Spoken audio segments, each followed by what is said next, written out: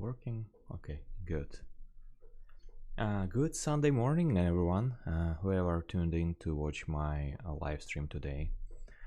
Today I'm gonna work on another part of the Rust application that I was streaming before. It's gonna be image dimensions retrieval. Right now the dimensions retrieval itself is already working. We have already a test for that. We already have functionalities that actually retrieves it. Let me actually quickly explain a little bit what has changed since last stream, because I was eager to work on this project anyway, even without the live stream. So I did small refactoring and I did add more tests in and draw the implementation by those tests. So let's take a look what actually got changed. So let me switch to that view. Okay, this is a different project. This is, if someone interested, it's the one you are seeing right now on the screen is related to the barbecue project. I'm doing it at home, so I'm building a thermometer. And this one right now you see actually the Rust project itself. Somehow if I have two projects open, it decides randomly which one to choose. That's fun with OBS. So what can we tell from this one? Yeah, let me just put it like that. Okay, good. So I can put this phone over there. And now let's a little bit explain what I have changed since last time I've been working with you on a project together. So you remember before we had just sleep.rs, and inside of that we've created process command function that was returning us commands. So first of all, I refactored a little bit the directory structure. So now I have this mode.rs that includes this serializer.rs and worker.rs in order to run the tests from them. Later on we will decide what we're gonna export to the main as a usable function.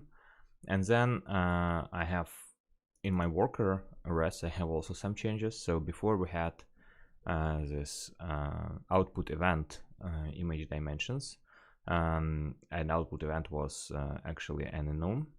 However, I decided to change this and go with the standard way how actually Rust works. So usually like you create a result, and then one of the result is actually what you're expecting to receive. So this is going to be our image dimensions, and another part of the result is going to be our error. So error is now an enum because I added a couple of more errors and added a couple of more tests for those errors.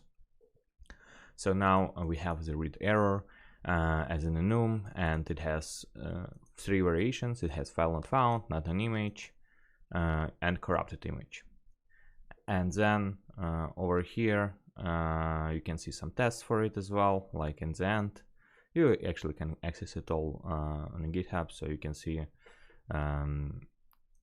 I expect, for instance, read error not an image when I read a file called file.txt, and then I just unwrap error in order to ensure that I receive an error and all those tests are passing. Then the implementation of the process command itself has improved a little bit. So first of all, you see here I have this retrieve image dimensions that is now a separate function. We have here a pattern matching for file metadata, so I retrieve the file metadata. Then I check if it's a file, and only if it's a file I'm actually gonna try to retrieve dimensions. Otherwise I'm just gonna say, hey, file not found, even if it's a directory. I don't care. It's not a file, so I just return file not found, read error. Then I have this retrieve image dimensions function. This one now does a very interesting pattern matching here. This is while Rust, because you don't throw exceptions here. You always have to return back a result, and result can either be a good result or it can be an error.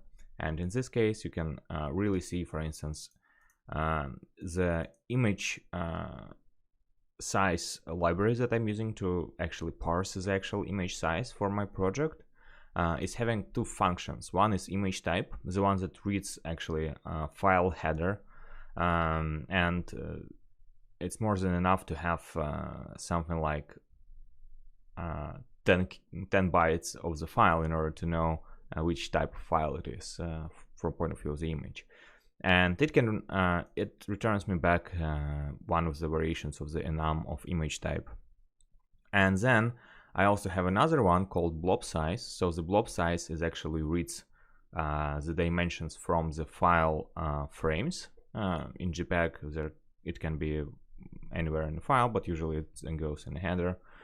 And here you can see I have this file data being passed in both of those methods as a reference, and this file data is populated by the file read, where I provide as a mutable reference file data. I wait till it populates this slice of bytes, and this slice of bytes is 5 kilobytes long. So it reads first 5 kilobytes of a file, and then returns me back this 5 kilobytes as a slice of bytes that I can then pass into image type and then pass it into the blob size. And I call this two functions simultaneously and receive back the image info tuple. So the tuple, it's a way actually to combine multiple types together, and you can create own types as a tuple. So it's very handy way to create then a pattern matching like this. So then I match this tuple, and here happens all the magic. So the only successful case for me here, let's say if I receive both image type and image size. So if both of the results of those functions are going to be returning me okay result for both of those types. If those are not, if those are not okay messages, then there is some kind of an error happening. And here then I have two variations for handling a non-okay message. Here, for instance, if I receive an image type as an error, it means that the image type is impossible to recognize from first 5 kilobytes of the file, or it could be just not an image itself, it could be just a text file. And here I just return back an error, not an image. And this error gets returned back into the parent function and gets returned back as a result of the process command. So as you see here, for instance, both of these functions, they return back a result, and result can have two types returned: image dimensions itself or read error. So not an image is a read error.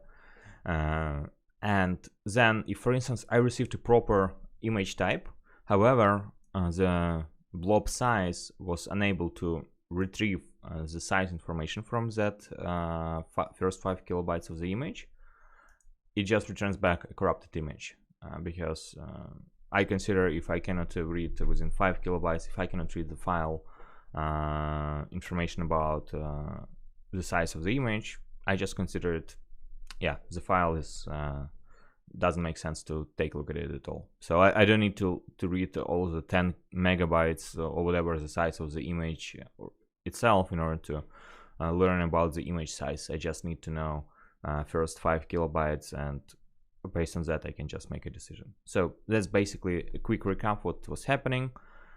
Apart from that, I also created this new module called Serializer, and this Serializer just takes a result of that function call, and based on the result returns me back an error. So right now I only created 3 tests over here, and those 3 tests are mostly for serializing the message like file not found, not in image, and corrupted image. And today we're gonna work on at least 3 more tests for this part that are gonna be related to actually serializing the dimensions that are gonna be returned back by our service to an actual client.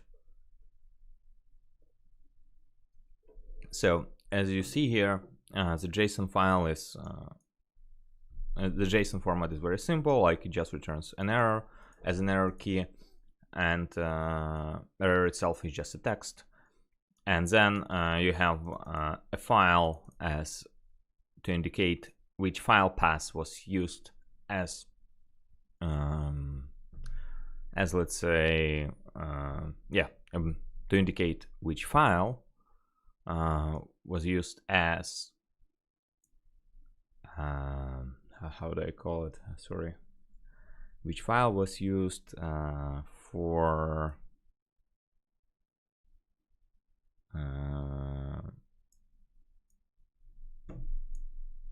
accessing the image itself. So which file path. So I just need to return back this information in order for the client to know for which file this error is related, because I'm not gonna create any unique message IDs. I just gonna use a file name as a unique message ID for mapping the messages that I sent with the data that I received back from the service.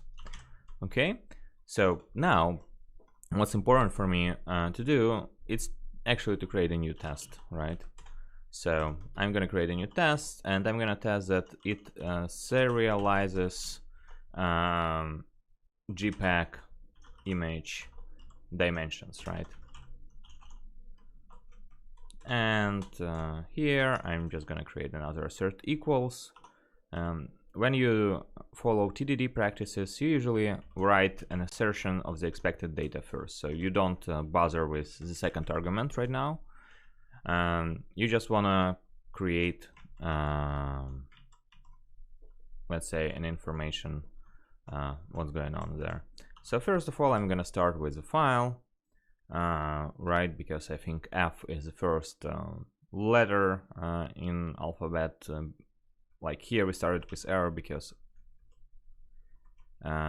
E was before F, and here F is the first one because we're gonna just return back the dimensions. So what kind of file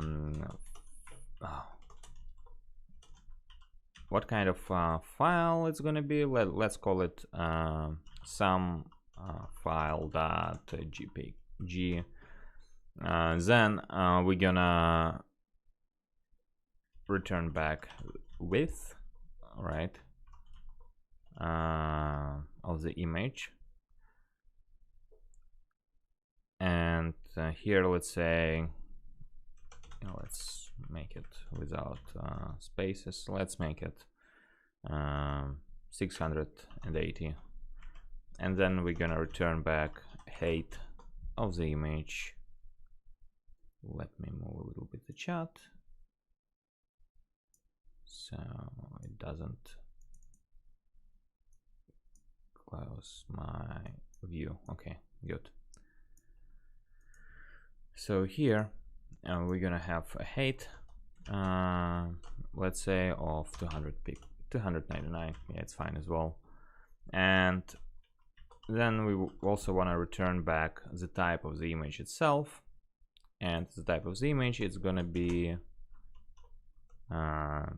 something like image JPEG. So we are gonna return back a MIME type of the image, right? So image JPEG, and now we're gonna pass the actual function call, and we're gonna pass in the result as image dimensions. I don't remember, do I have a constructor for this one? I think I have a constructor for this one, right? Yeah, I have a constructor for it, so it's good. And now I can just pass some file.jpg. So the width is gonna be 680 and 299 is the height, and the type is image. And the type is actually gonna be our new enum we've created, called image type. and here we're gonna say that it's JPEG. Okay, looks good. What it complains about. Okay, dimensions new is private. Good, let's make it public. So it's good. We try to instantiate it from outside. Okay, and what it tells us here, it tells us that the path is not a valid string itself, it's a slice of bytes. So I need to use a string from constructor for just passing a string over here. Okay.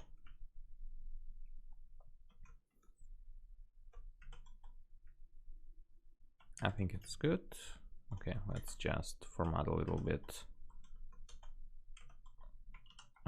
our code itself, and let's see, does it fail or not. Okay, it compiles, and after compilation it tells us, yeah, that the return value of serialized event is just an empty string. So let's fix that.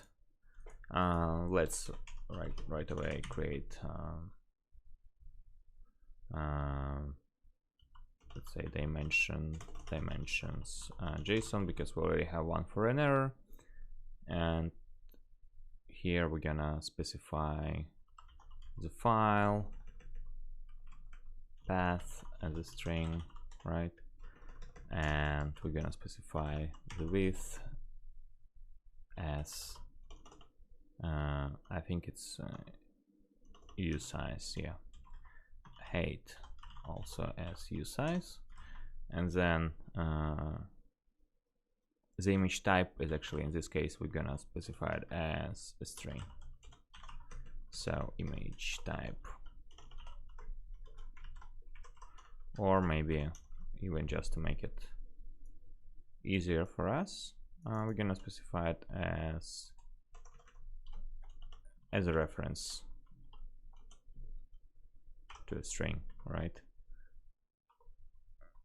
So this is gonna be fine, and the result is gonna be something like that. By the way, if you want to have in a formatted string, if you want to have a curly bracket, you have to actually specify double curly bracket, because otherwise formatter function will treat it as a format pattern, because you see here, for instance, the format does replace quite a lot of stuff. Okay, and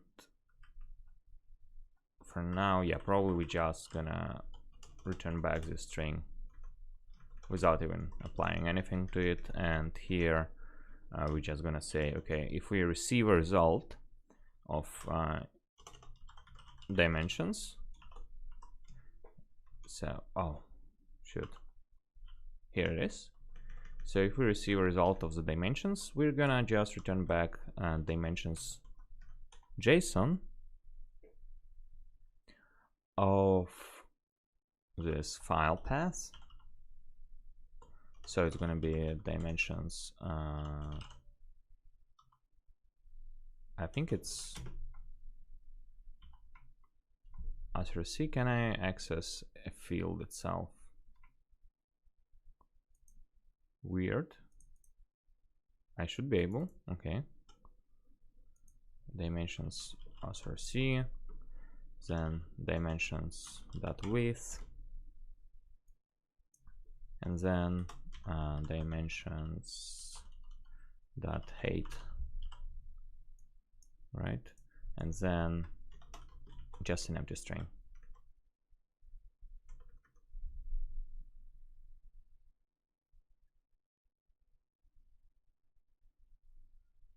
Oh, okay. So the data is actually kind of private, and it's weird. I thought, like, if you make a struct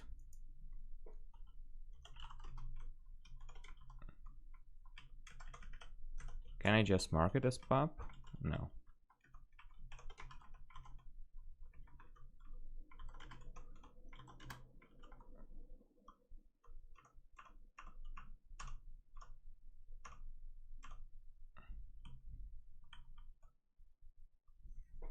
Okay.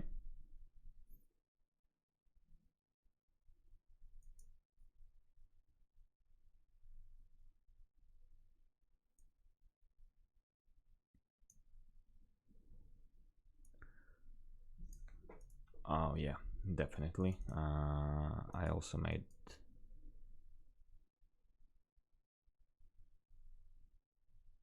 a mistake here, but not specifying the return type, that it's gonna be a string.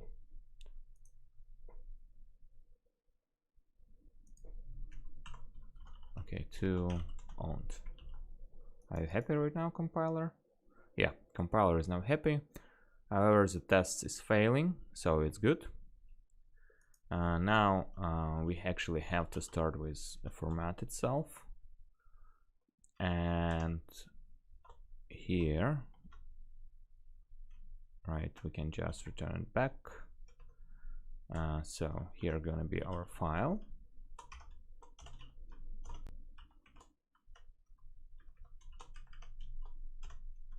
and the file is gonna receive this file path as an argument. Let's run our test. Okay, the first part is working. Then we're gonna create another one.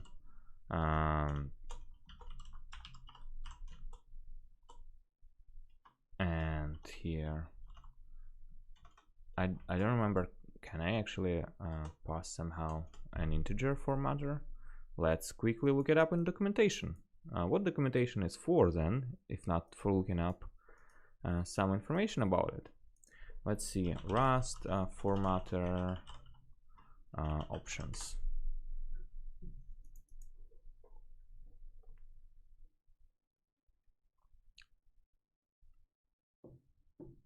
So what if I want to format it as an integer?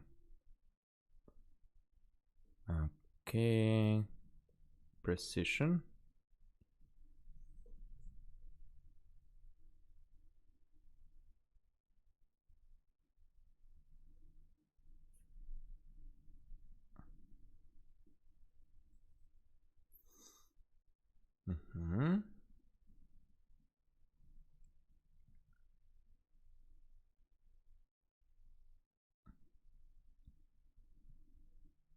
Let's see, can I?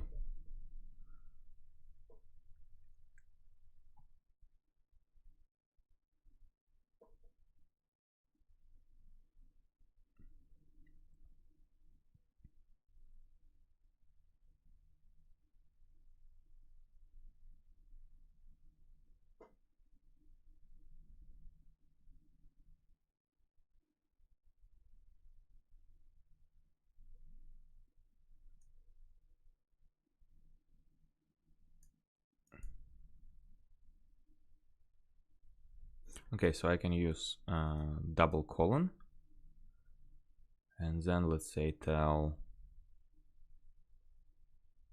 that, oh, actually I can just use a colon, and then I can tell that it's gonna be an integer.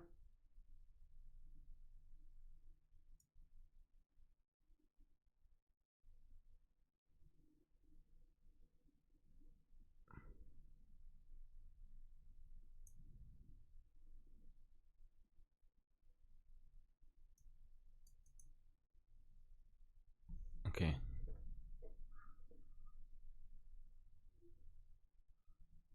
Hello. Okay. Here it is, and then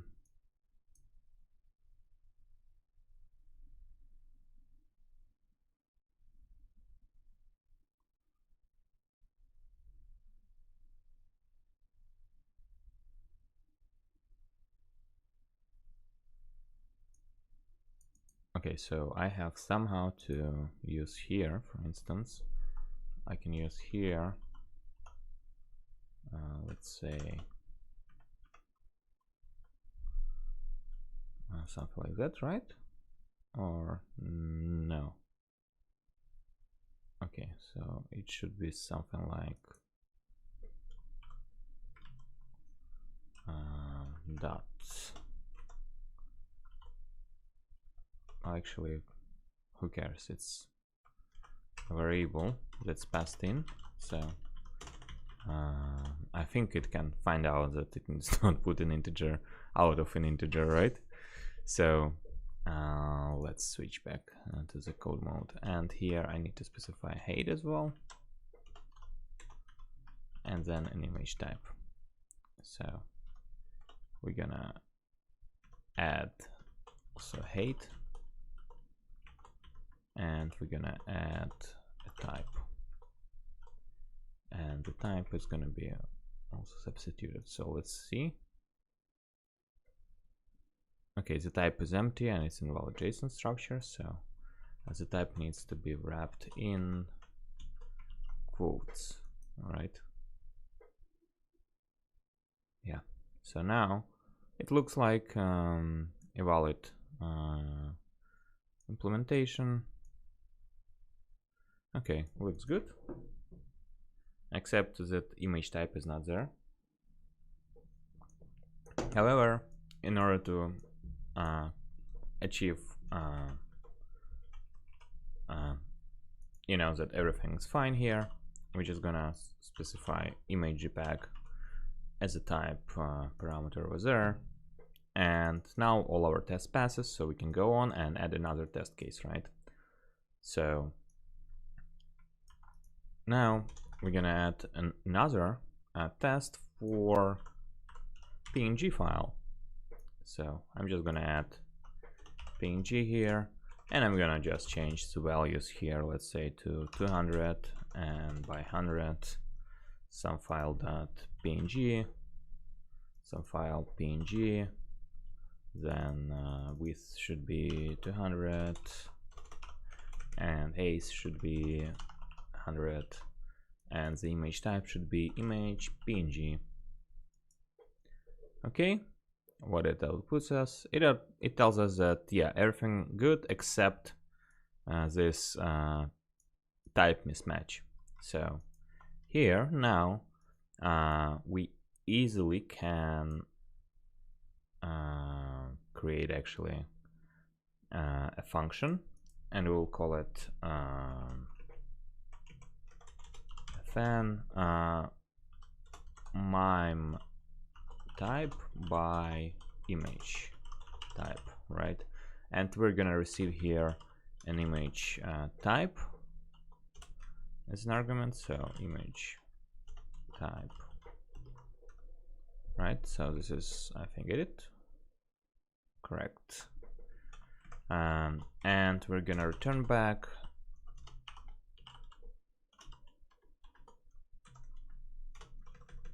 and I think it's gonna be static.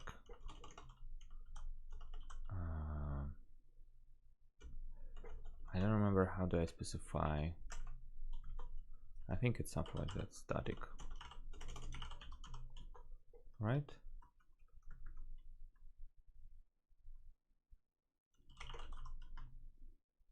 Is it correct or not? Okay, let's look it up in documentation. Rust static lifetime.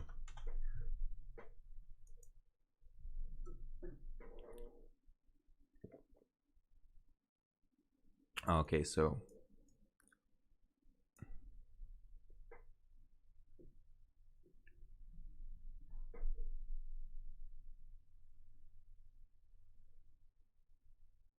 okay.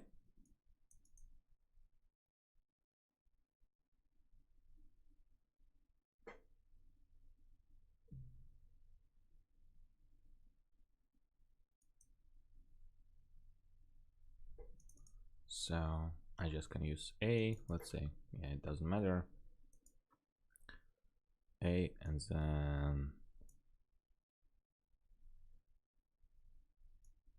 a return value should be a mark like that. Okay, so I should specify that it is a reference with a lifetime A, right? What it doesn't like, it's interesting. Okay, so, oh, it should be after the function definition. Okay, so let's switch back to the code. And here,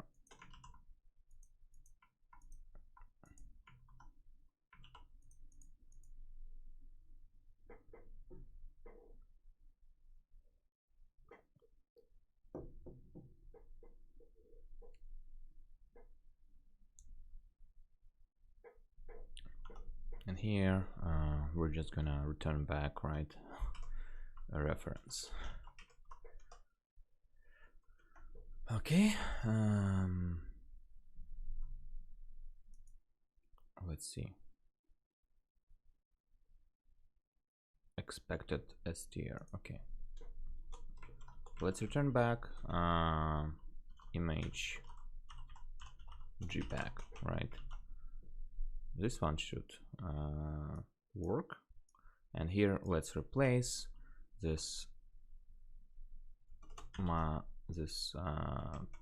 hard-coded parameter by MIME type with dimensions image type, right?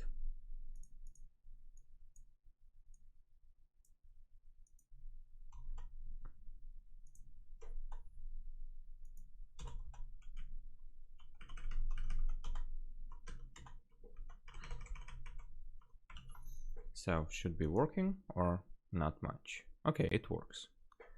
So seems like it works, except that, yeah, the value doesn't match, but this is what we are having these functions for. So here we're gonna create a pattern match of the incoming image type. Here we expect, let's say, that if it's an image type, let's say JPEG,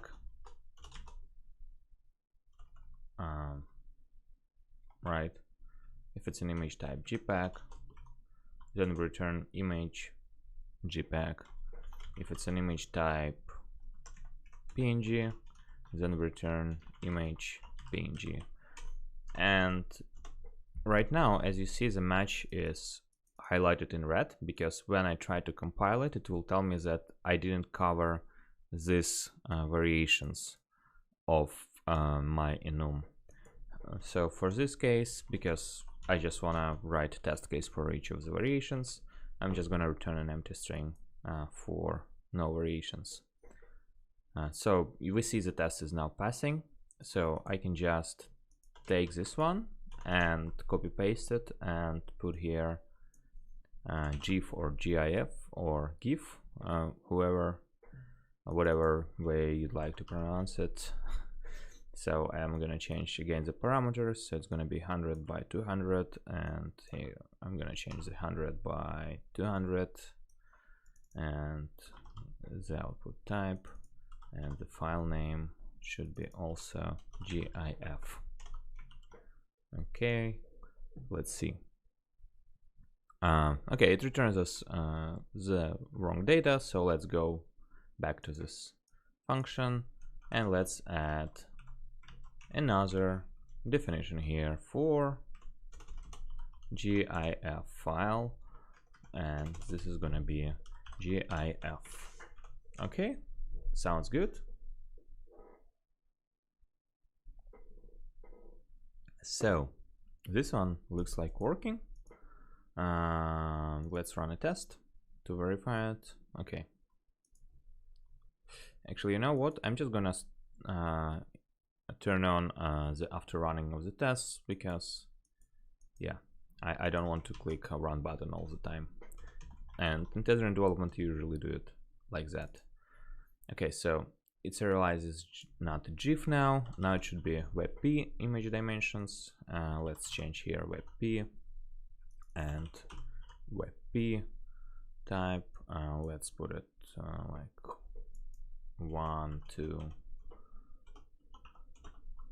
80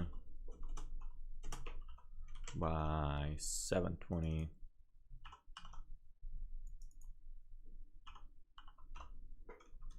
right? And here we are gonna start it like that. So 1 to 80 to 720. Okay, and image type is correct. So here I need also to change it 1 to 80 to 7. Oh, did numlock got disabled? 720. And here the type of the image is WebP, and here's also WebP. Okay, here we are. Our test has failed. Oh yeah, and I actually didn't need to run it manually because I actually enabled after run of the tests. Yeah, so the image type doesn't match. So I need just to copy paste, put in WebP here, and let's wait for it to run. Okay, so it compiled and all tests has passed, right? However, what I want to see, I don't want to see just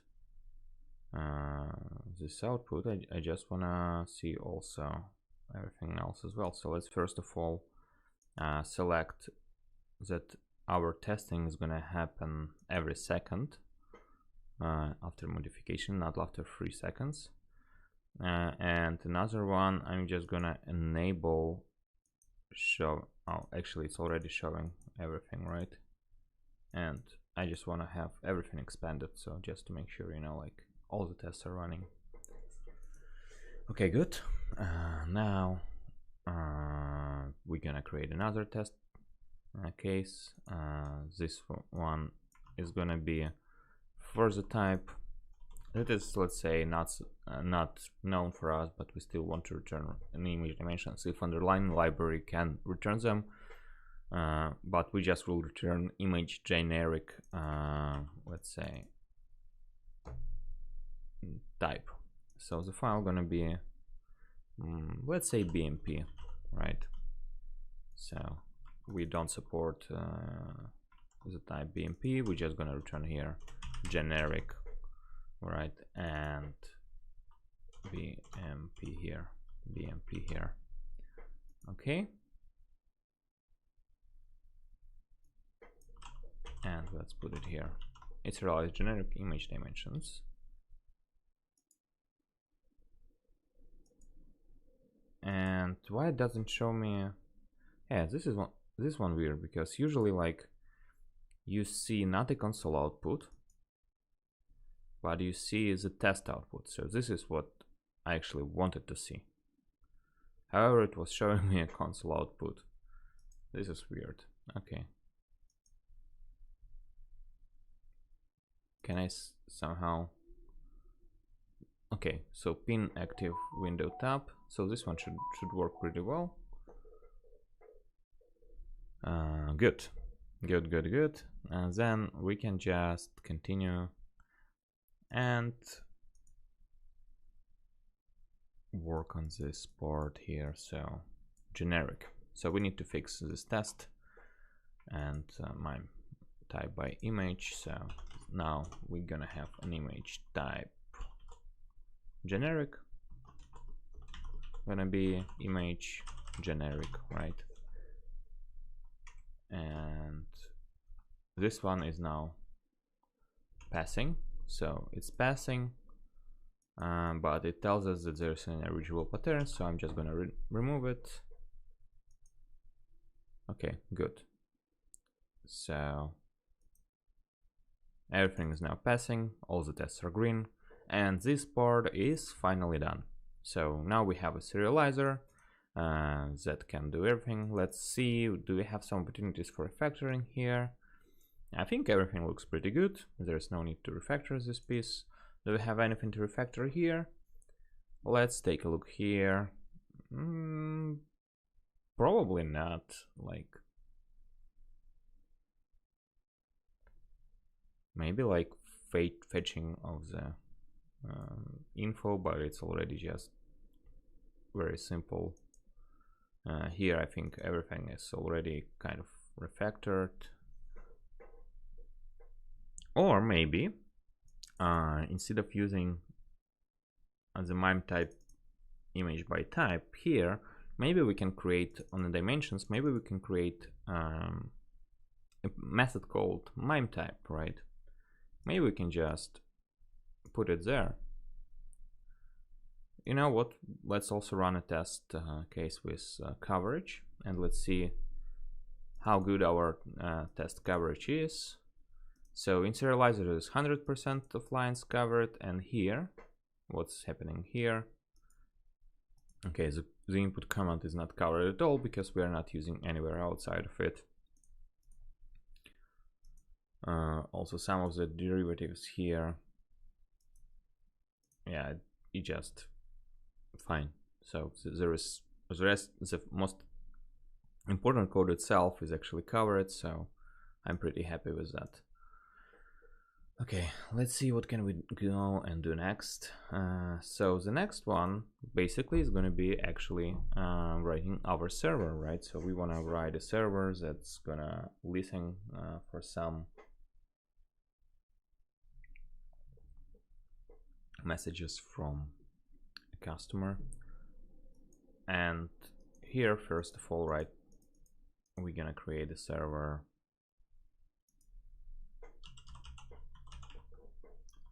.rs.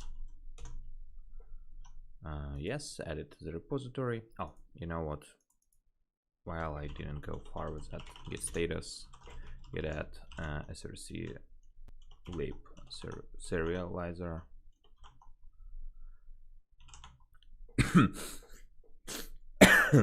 Okay, and lib src. Oh, those small overlays here.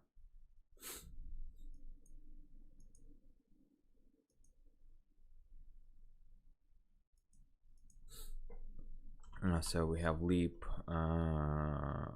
worker git add. Okay, git status git reset src lib server, right? Git status.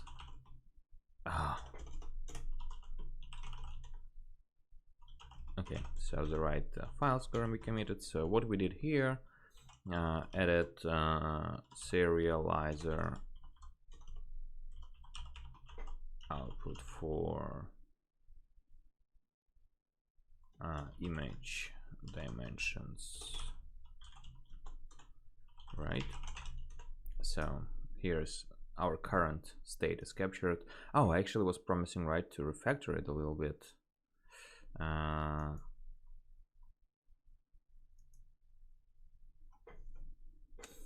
Okay, I actually wanted to refactor the worker,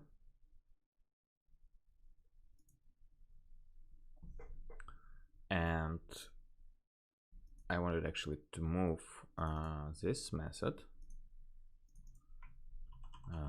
inside of the image type, image dimensions itself. So let's see, I'm just gonna copy it over and I'm gonna go into the worker, and here inside of the implementation I'm just gonna add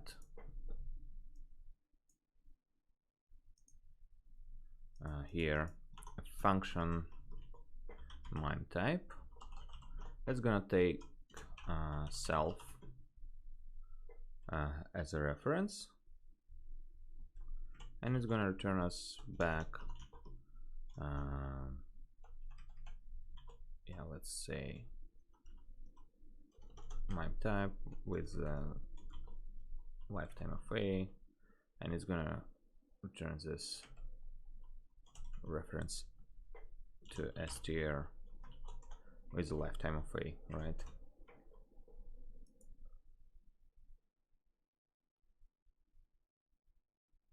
Okay, let's just return an empty one. Okay, and the code marked as that because it never gets used. So we're gonna just make this function first of all public, and then we're gonna take this piece of code, we're gonna pass it here, and we're gonna take self dot image type, and here inside of the serializer, what we're gonna do here, instead of calling this mime type by image type, we're just gonna replace it with dimensions mime type. And let's see, value borrowed here after partial move.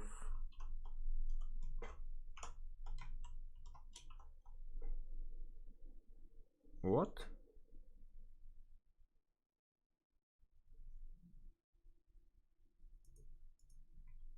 Okay, I see what the problem is there.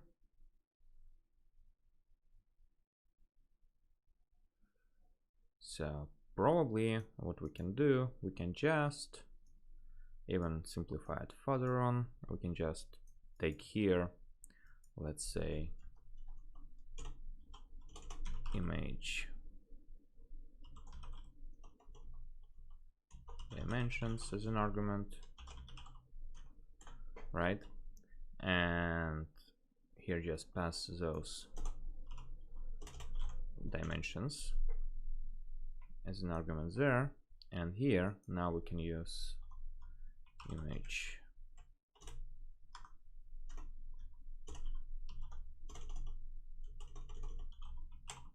dimensions, let's say src. Let's separate it on code lines, and here we can use image dimensions dot width, and here we can use image dimensions dot height, and here we can use image dimensions dot mime type.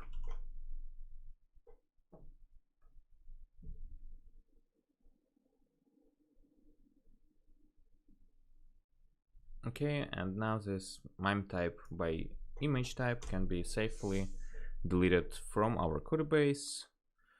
And let's clean up a little bit our serializer. So looks like it is fixed. And now let's run again the test coverage. What it's gonna tell us? It's gonna tell us that, yeah, the same result. All the lines are covered. Now we're gonna go and write our server.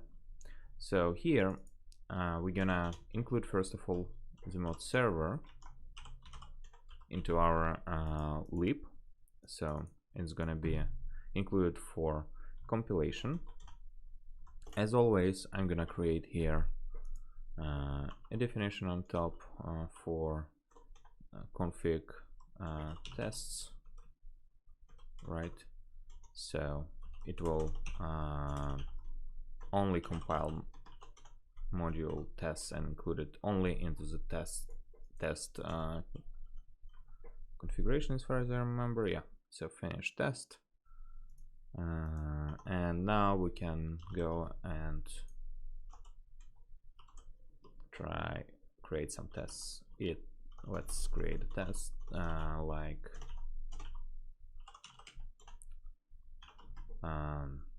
what kind of test we can start with?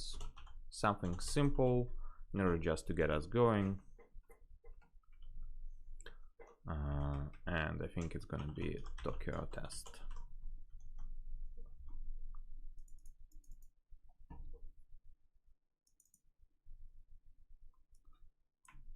So yeah, we need to import at least Tokyo prelude in order to be able to work with it, right? Or probably not as much. So here we're gonna have a struct, right, called server. What this struct is gonna have, definitely it's gonna have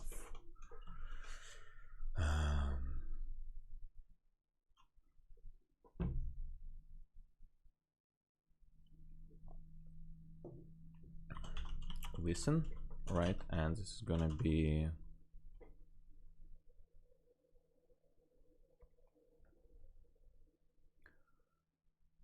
what is gonna be actually. Well, let's take a look at the documentation of Tokyo, because they've changed a little bit. The servers have their work, so let's take a look. Cargo, oh, it's crates IO, and here we're gonna have take a look at Tokyo,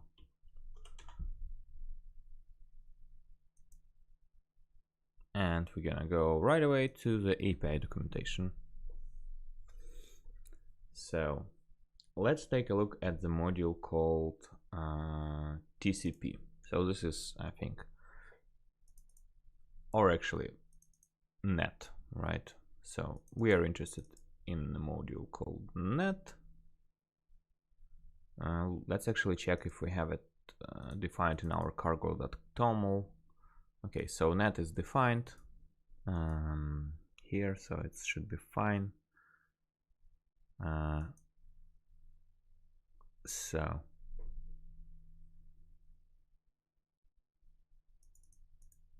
let's see, TCP module.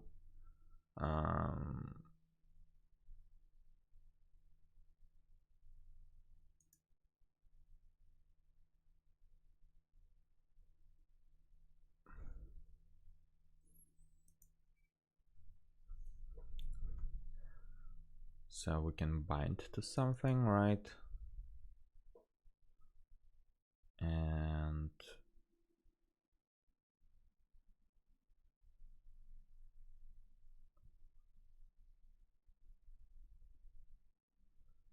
we can match some clients. Okay, good. So what we will need to do, we will need to spawn some workers.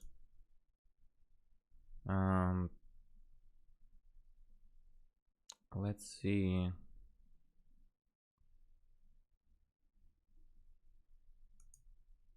How does stream works?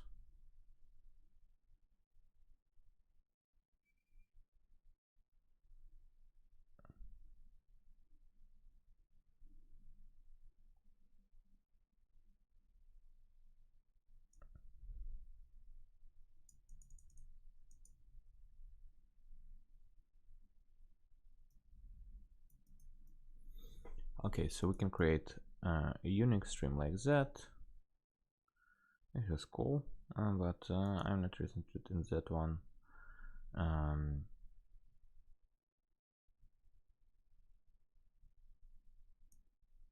So okay, we can use a Unix socket, or we can use a TCP one, but the most important one is incoming.next, and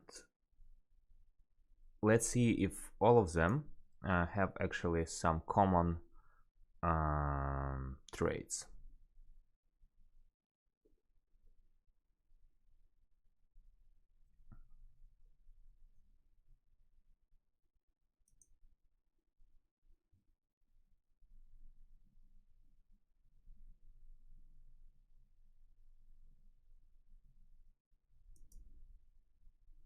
So incoming is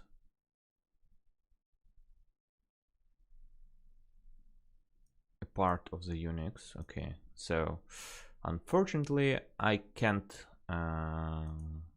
create something generic because I don't see here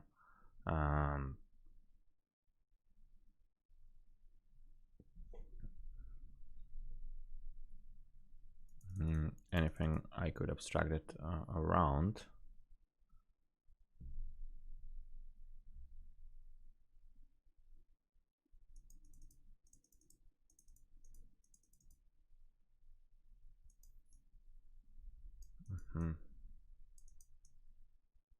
Okay, let's see.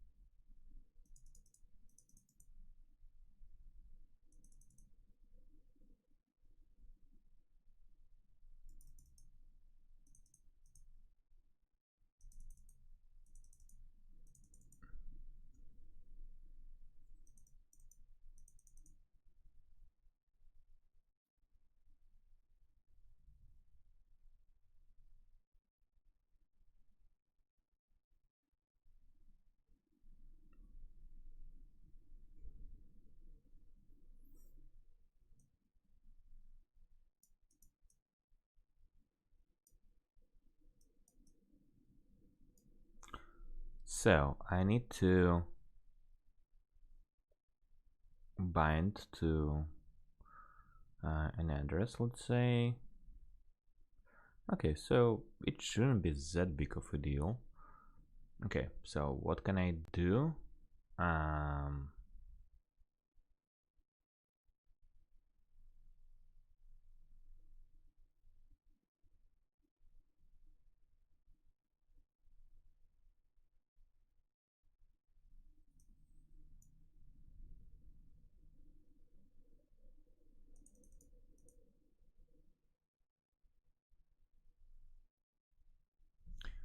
Okay, do they have an example of tests? How they, for instance, test those?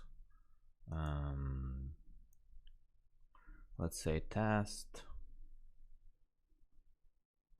Do they have net tests? TCP, let's say HO. Yeah, so this is an HO test case. So they create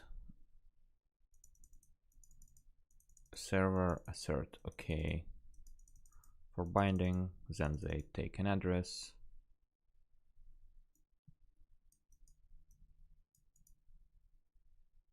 Okay, so I see.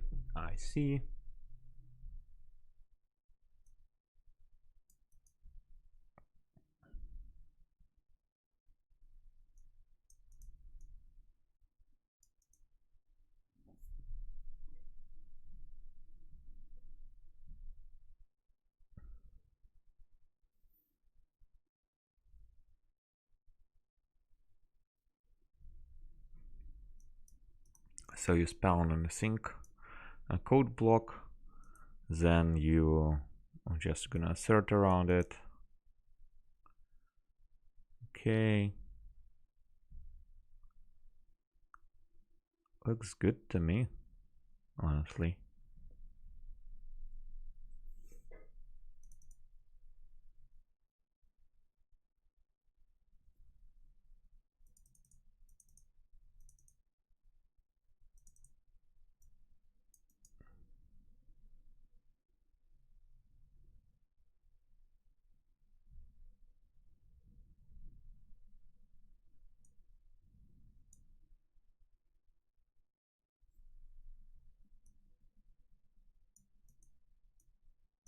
So yeah, the testing here becomes a little bit more complicated, right? Because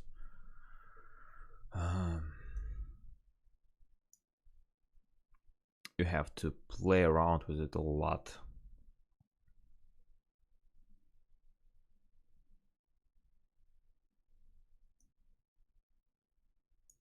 So if I want to bind to some unknown port, like I don't care what kind of port it is. Okay, so I can just bind on localhost with this port. Then I can access the local address. Okay.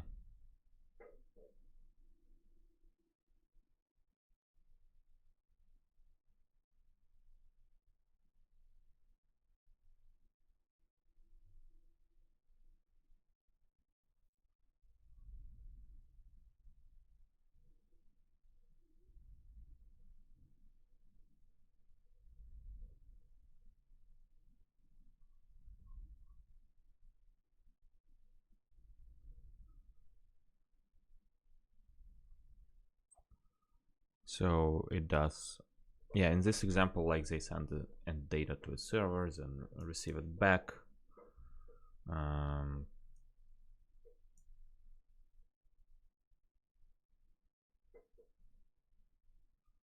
Yeah, Certalk, I don't want to use this one.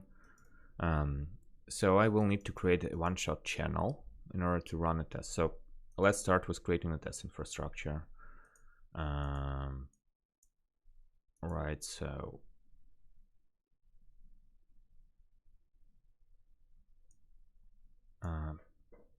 let's see how to pass code blocks in Rust. Block expressions, okay.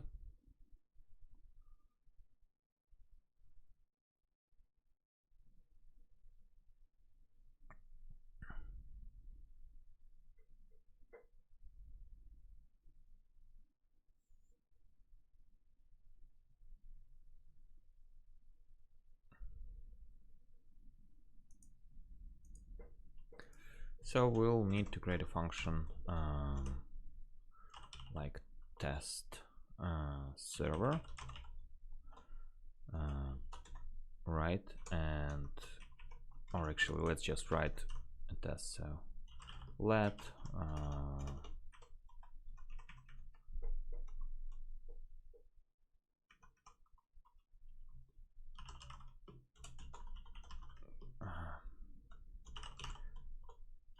test block be equal to async, right? And also move, or it probably doesn't matter. So this one should return then OK message, right?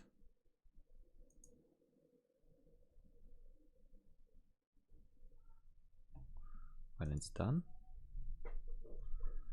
Good. And let the server block equal also async.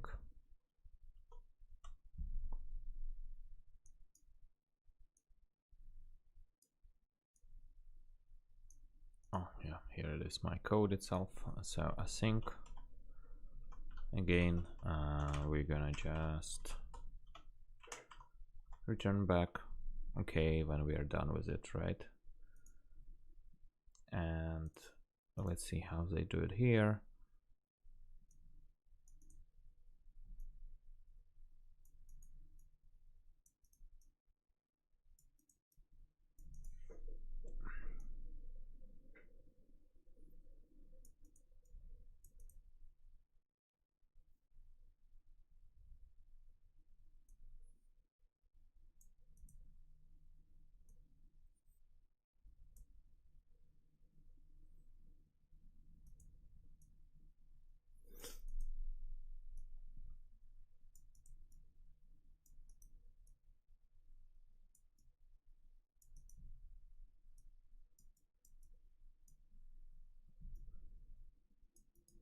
So we're gonna have two spawns, and those two spawns are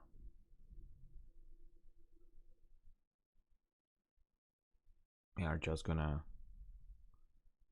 start this. Yeah, we're just gonna start a server. Okay, server is gonna be started, and then we just gonna continue. So there's gonna be a server block, there's gonna be a test block.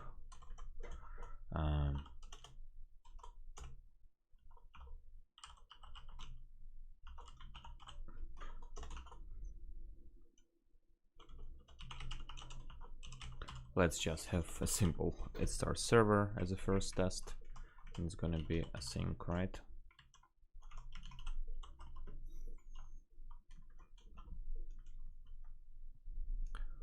And what do we have here? We have here some function Oh yeah, we wanted to create functions that will take those two blocks. So then we're just gonna create let's say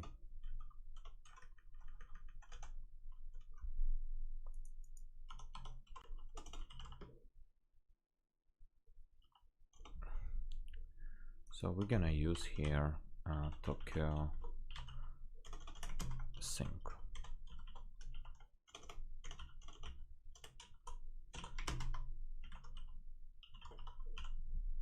One shot, right?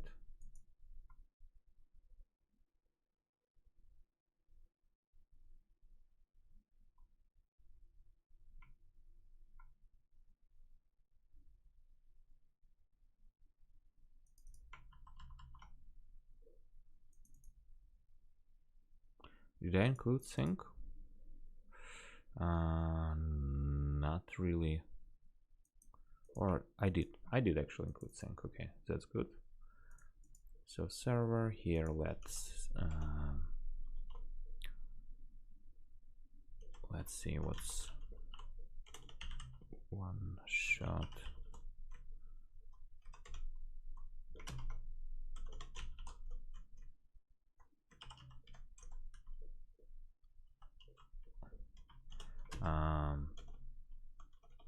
Okay, why it doesn't?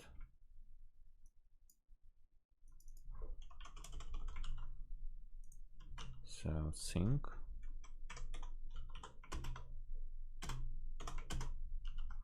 What's up with it? Why it doesn't give me after suggestions?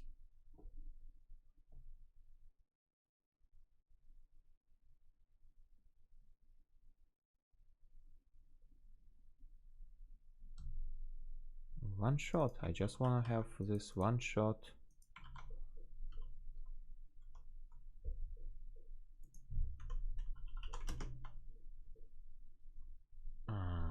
Okay. How do they use it?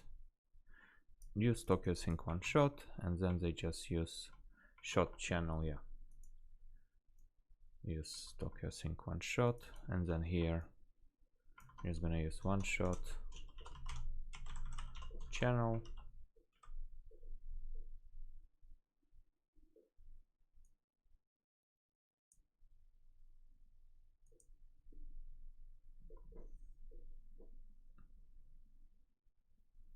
It should be TX and RX, and then we're gonna use Tokyo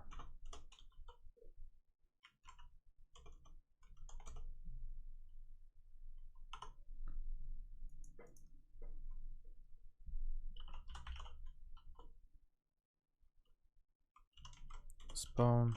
So we're gonna spawn a server block, and we're gonna await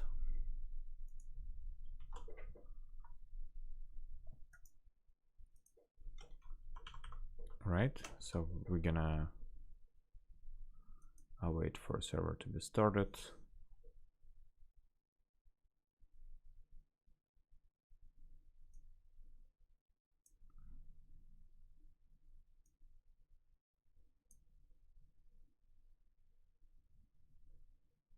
Or not really. Do we really need to wait for a server to be started?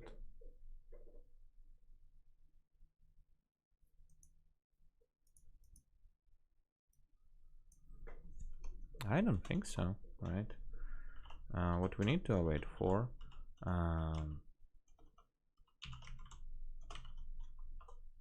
we need to wait for this one, for a test block. So the test block, this is what is important.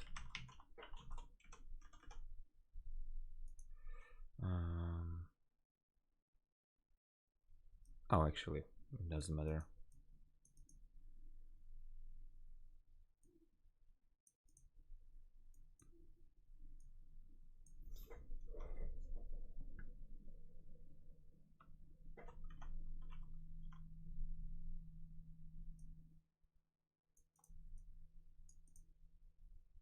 So here we are.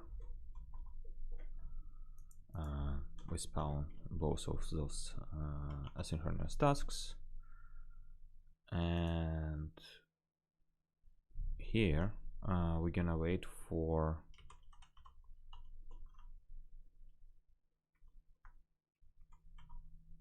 a test block actually to complete an execution. So what we can do here, right, we can create our own async block.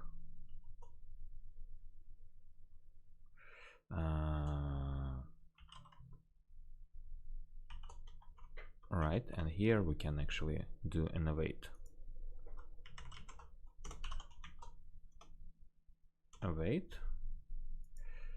And then we're gonna set tx send this message, and here we're gonna use rx.await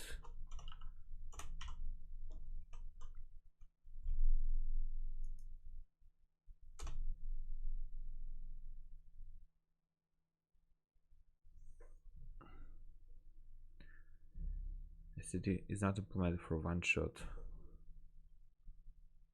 Okay, so it should be the other way around. Is it correct?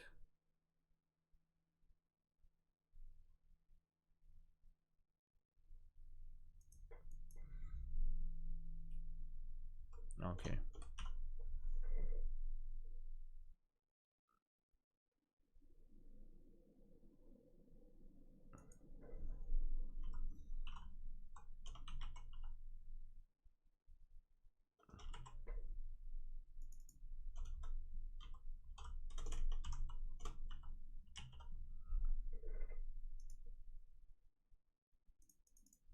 Okay, so here we have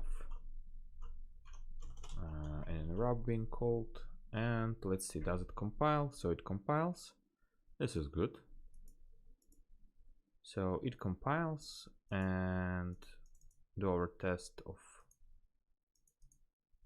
yeah, run the whole thing, and let's see, the test for this one doesn't actually get visible. Okay, so it actually passes, so everything seems like working fine here. However, it's just a setup with two asynchronous blocks being actually executed. Okay, that's good. Now, can we actually wrap this one into a function? Can we refactor it and extract a method out of it?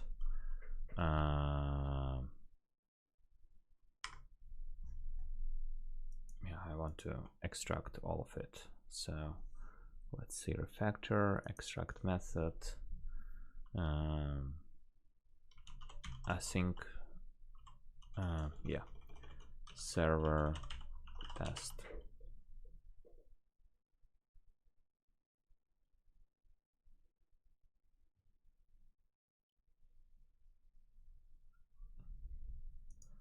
So okay, does it compile? No, because not found in the scope the feature itself. Okay, what I need to do? Import. Probably it should be std feature, right? The standard library.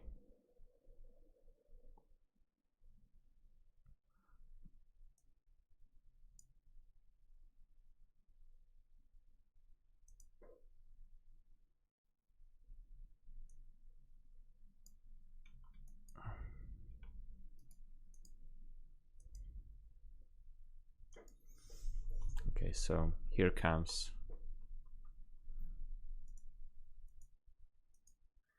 some funny thing. Okay,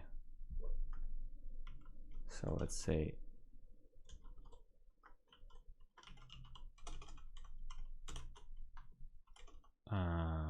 a, where a is future plus send. Okay, implement a, Does it work?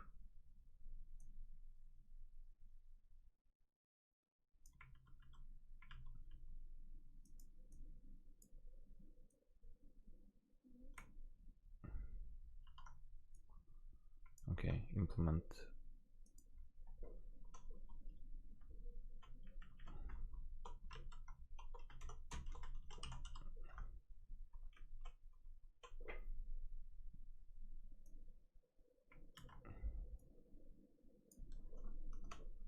Can I just specify it like this?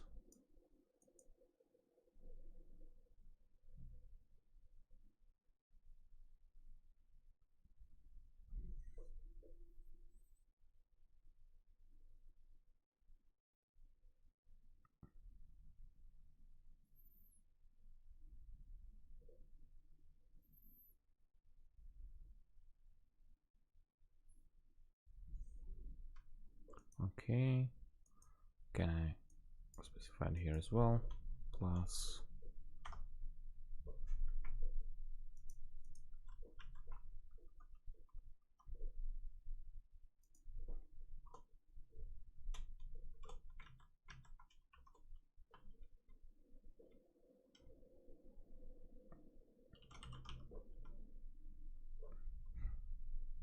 what it tells us right now.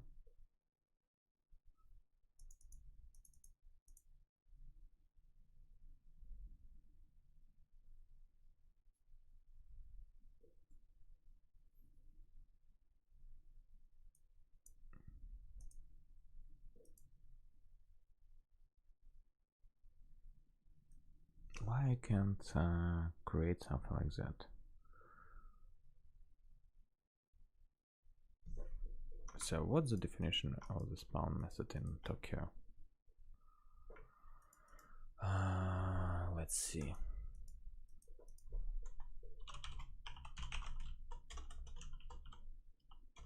Runtime task, and I think in a task you can create spawn, right?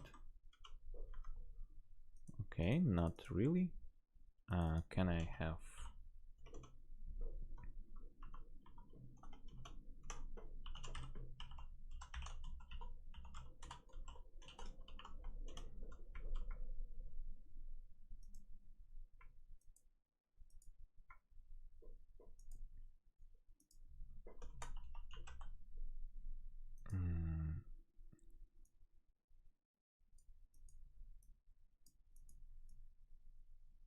okay, use Tokyo prelude all and sync one shot.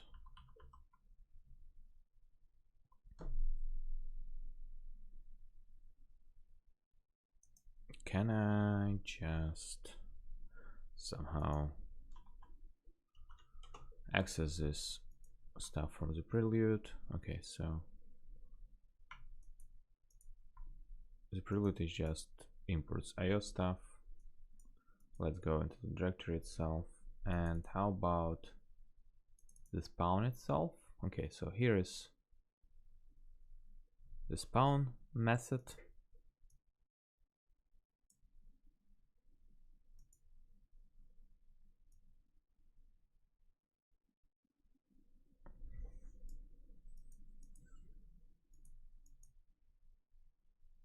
Okay, so here how I should define it.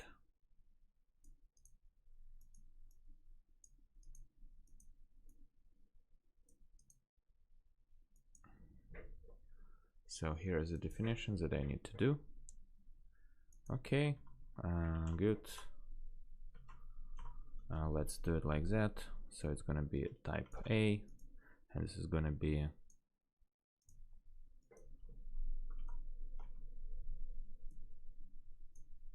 a type B, right? And here we're gonna create where, yeah, so server test type A, type B, where type A is future static and send and type B as well, future, send, and static. Okay, does it satisfy your compilation requirements?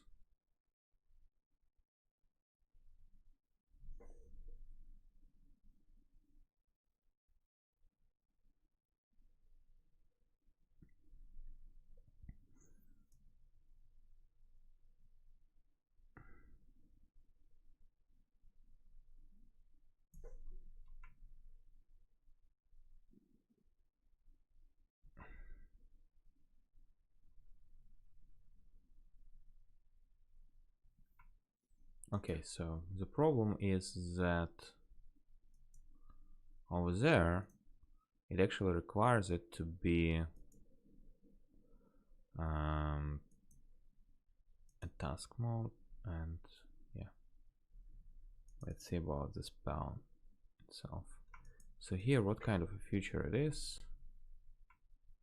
It is std feature. Okay, so here's what's the problem.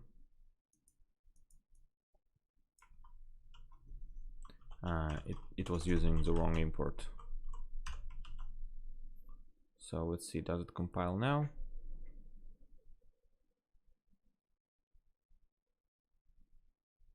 Or it tells B as feature.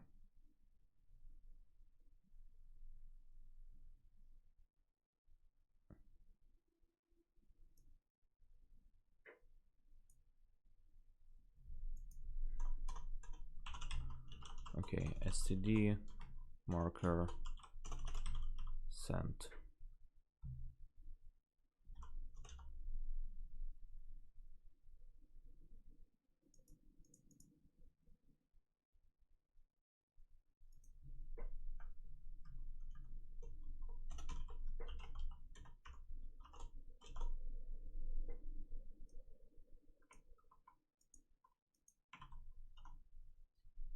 Okay, does it work now? Yeah, now it compiled. Finally. So that was weird. Do I need this marker? No, I don't need it. Okay, so the rest of the things actually compiled, and this is good news because now I can just create something like that. Server test with one block and another block itself. So I probably have to create also another method here. Let's say create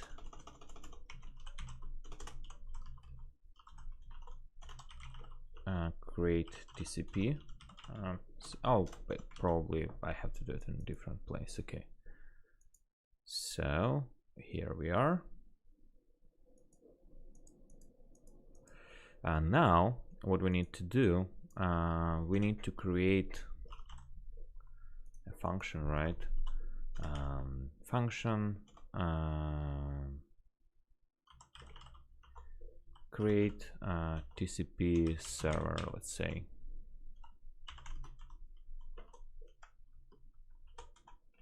And what it needs to return us, it needs to return us server. So let's start with using of Tokyo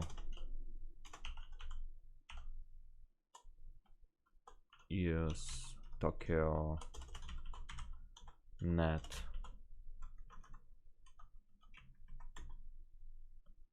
TCP listener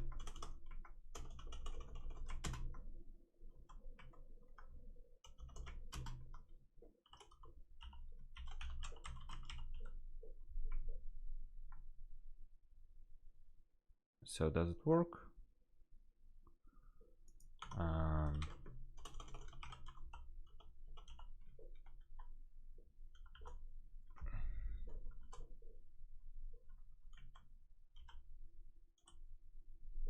Oh, okay, so I can actually use the TCP listener from the standard one.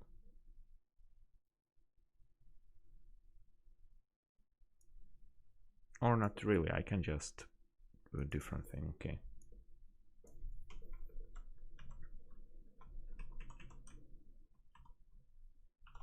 I didn't want to have this one. I just want to bind, right? And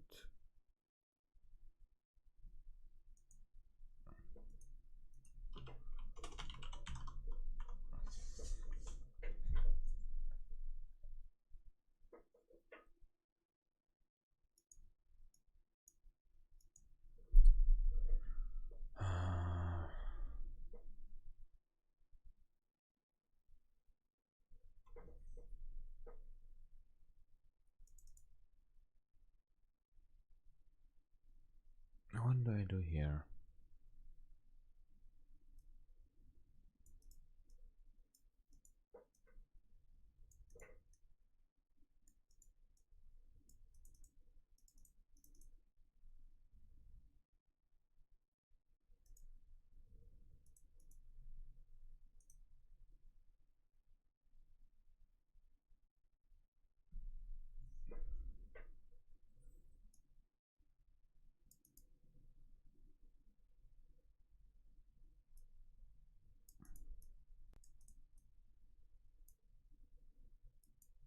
So I need to,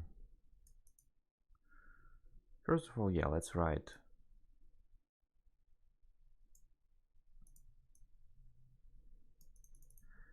just a regular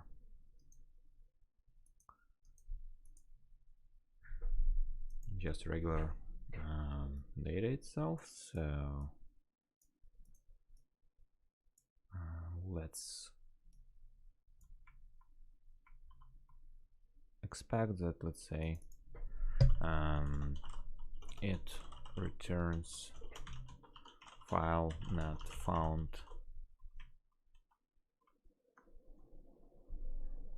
there. So let's call it tests TCP, right? So it's gonna be TCP tests itself, and here we're gonna have it returns file not found for TCP it returns file not found for non-existing file, right? So this sounds good.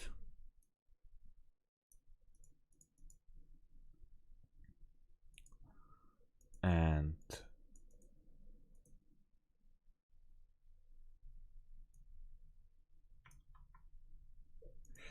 here we're actually gonna make this function being available to all of the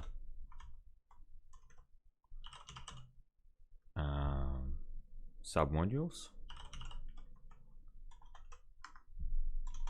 So I'm just gonna make it available here, and here we're gonna use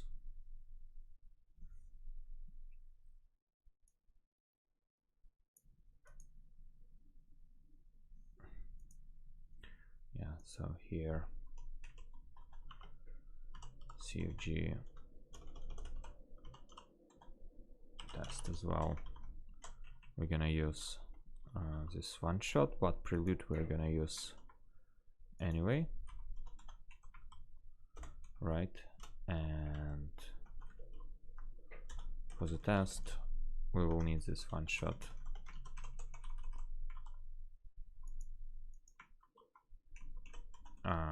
Tokyo block. Okay, so this is it, and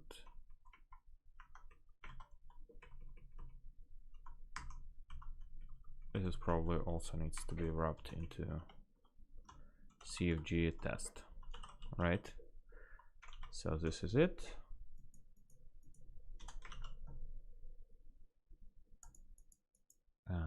Then I have the server test, and then here I can just use supper all. Okay, so this is good. Server test. Okay, good. Let's run it. It doesn't compile.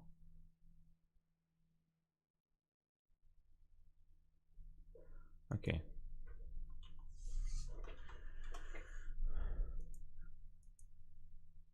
It's still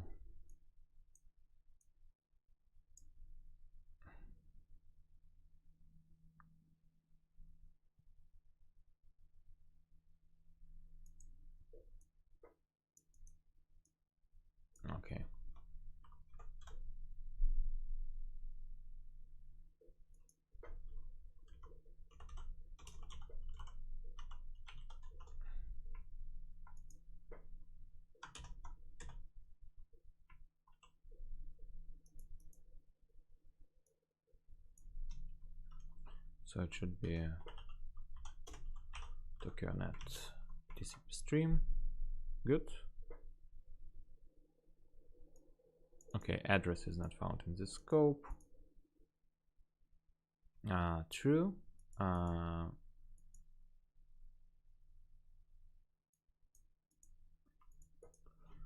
what we expect here is to receive a standard library TCP listener.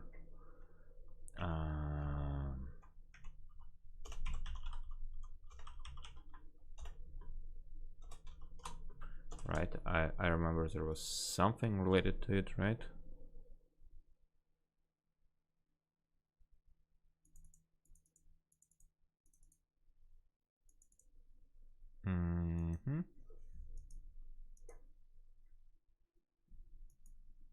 Let's switch to the documentation I'm watching right now. So I'm interested in net application. So simple TCP server.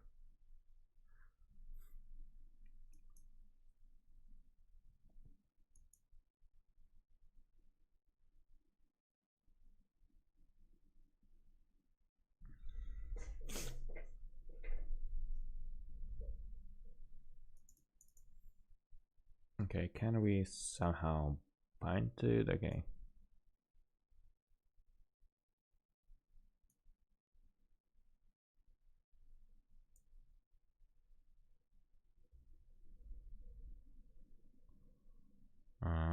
What do we have here?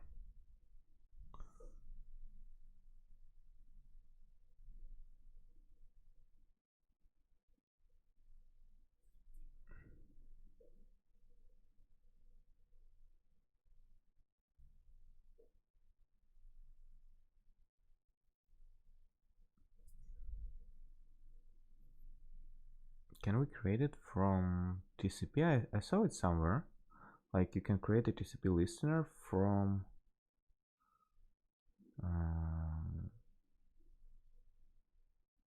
STD. Yeah. So here it is.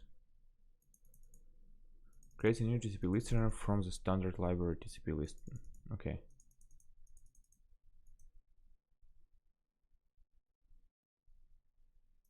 Okay, so we can create stdnet TCP listener, and then it will create the one from Tokyo itself. Okay.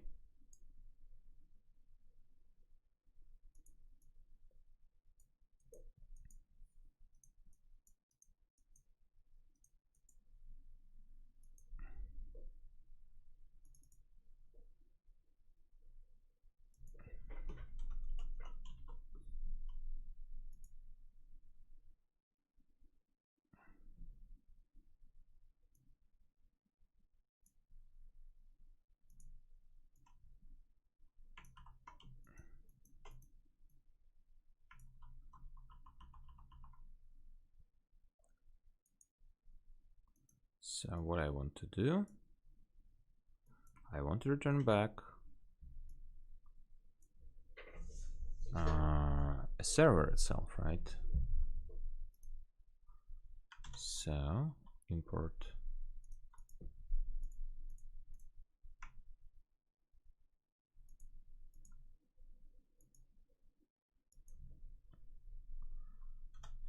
and here I'm gonna use a standard TCP listener as an argument.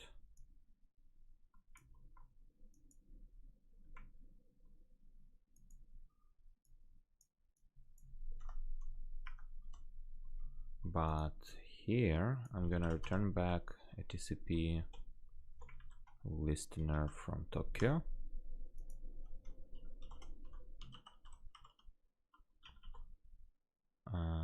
From standard TCP listener.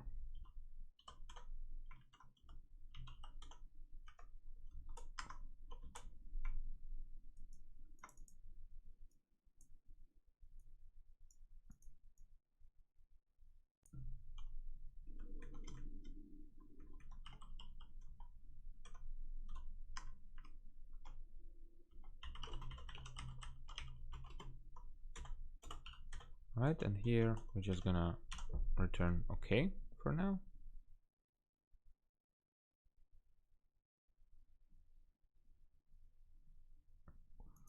Okay, and the TCP listener from the net library of Tokyo. What does it look like in definition? Let's see.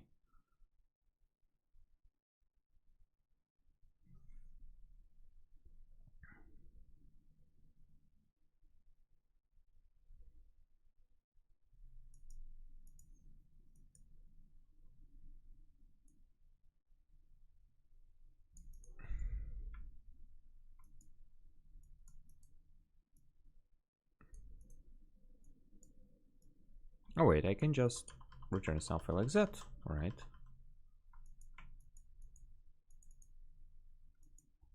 Where is this IO gets defined?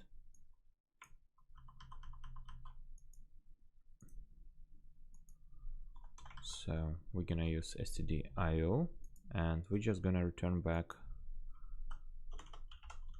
IO result of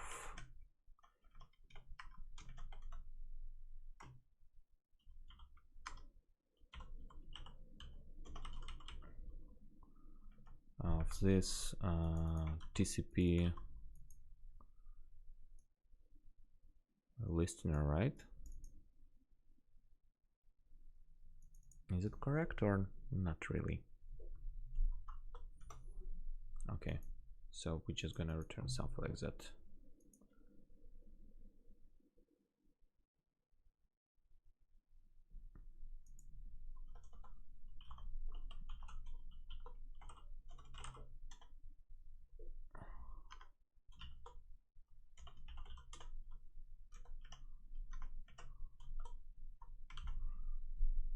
Okay, so does it compile now? Okay, so it now at least complains about something different, and that's good. That's very good news. So what we're gonna do, we can create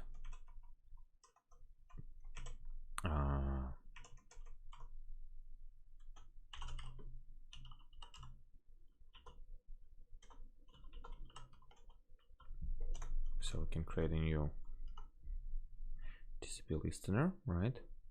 And that's good. So TCP listener,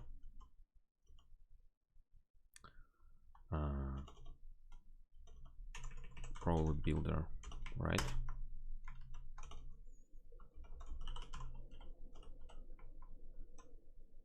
Or it doesn't matter. So TCP listener bind to some address. Let's say like that.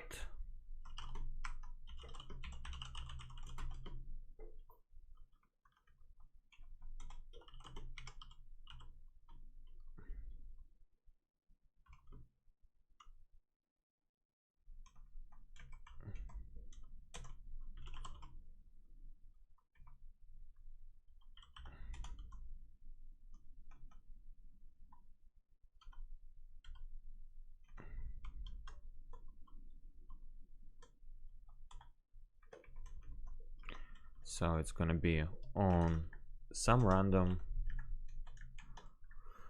localhost port, correct? So it should be fine then. But it doesn't compile.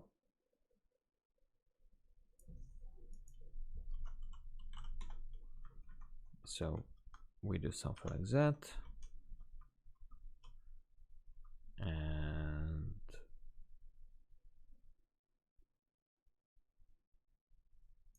that's probably it.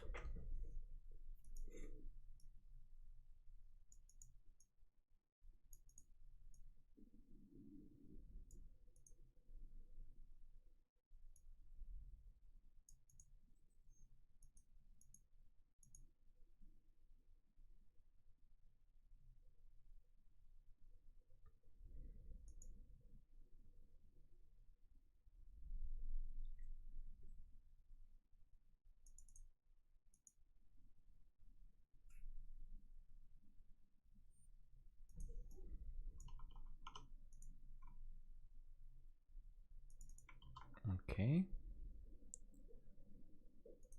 And now in the server block itself, we're just gonna create a TCP server, and then we're just gonna wait for it, right?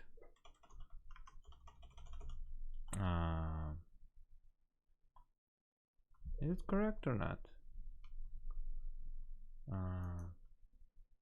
Probably here we need to move as well, but here we are actually moving the listener.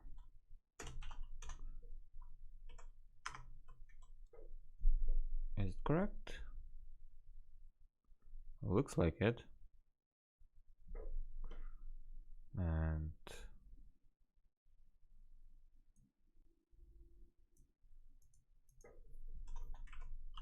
let's create a function called also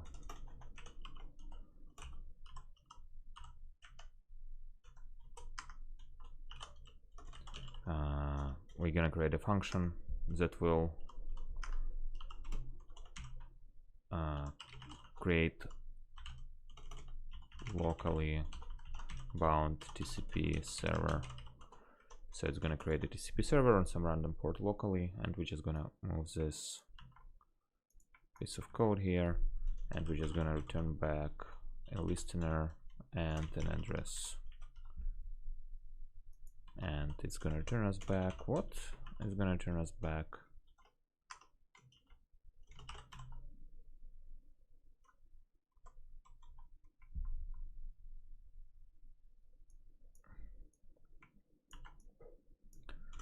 using a TCP listener,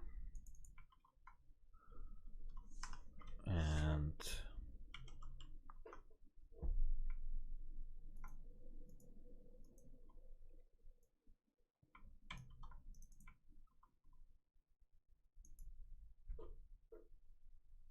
yeah, so I even don't need to use this one here then.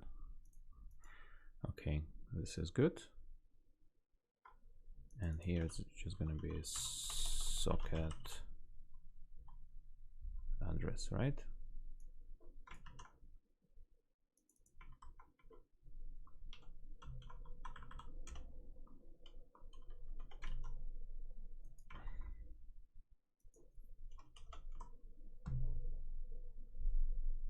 So listener, then stdnet, address. Okay, good. So this one creates a locally bound HTTP server. So here we're gonna have listener and address.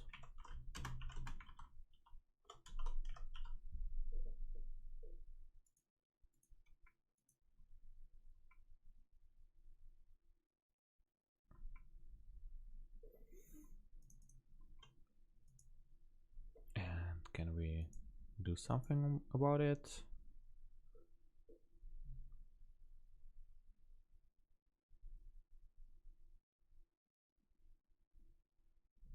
It looks like it works.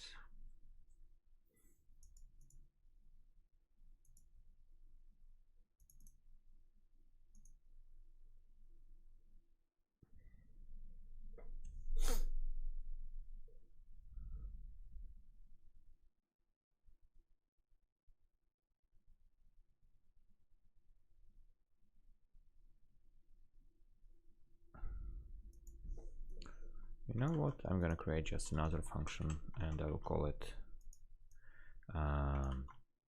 TCP server test.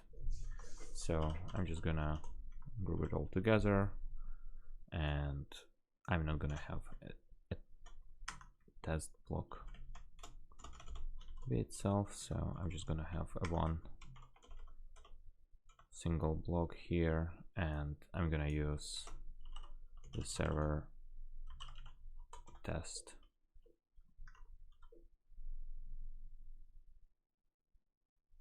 here. Okay, await.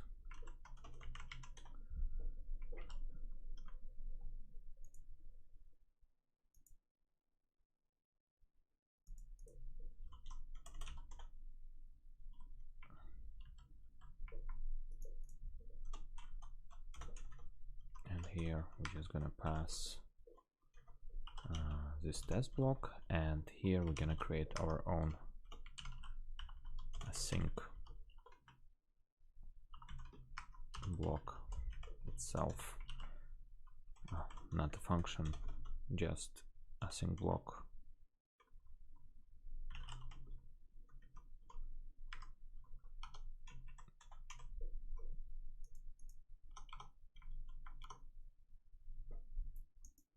So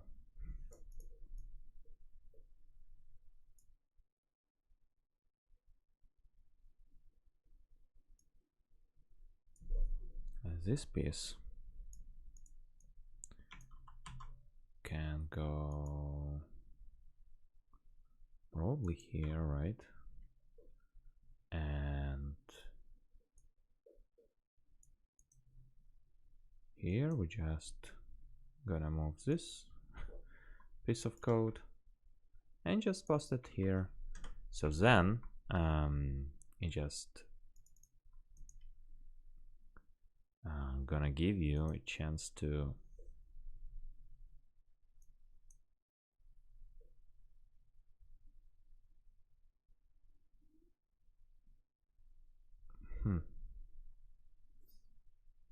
can you somehow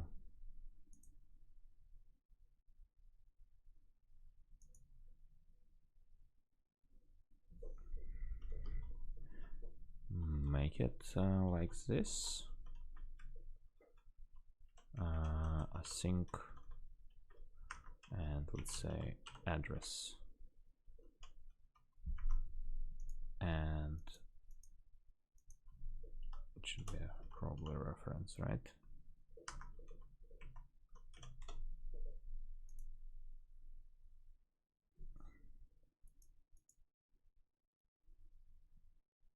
Will it work? Interesting.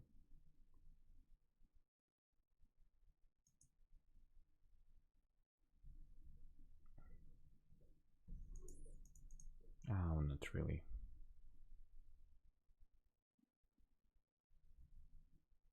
So, okay, what I understand here then, that I actually need to receive this locally bound address, right? So I still have to pass this pair server is of a type TCP std net TCP listener and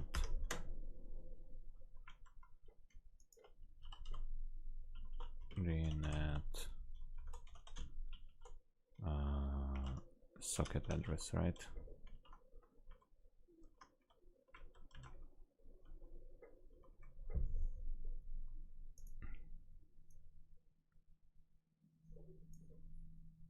And then we can use server dot. Oh, actually, it's only the things that we need. We don't need anything else. So this one then can be migrated back to our test case. Okay. Creating locally bound server, and then create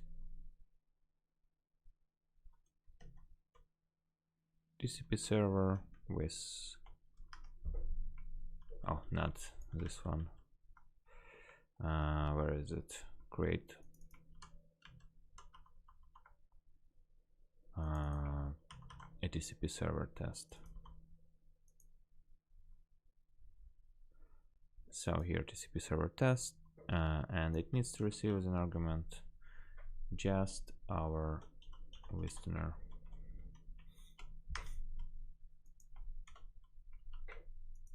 And here it's probably just better to rename it to listener.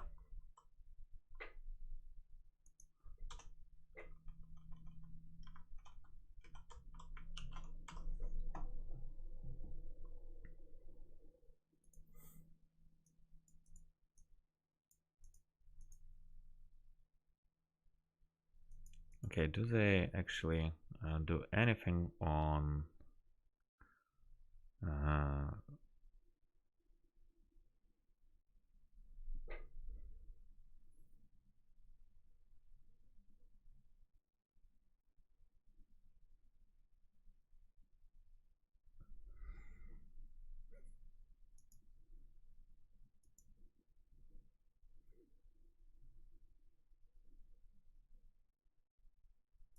so TCP listener here as an example.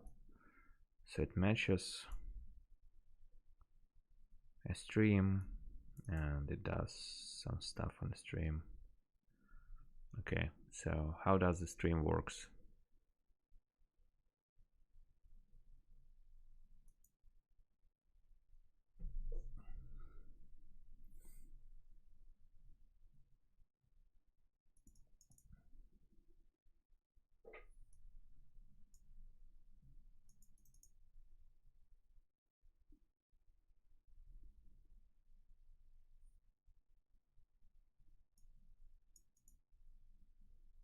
Can I somehow create framed stream out of it?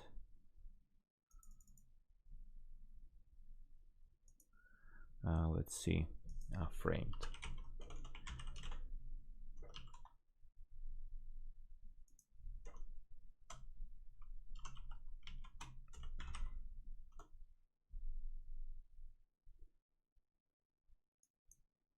So here's our split stream. Okay.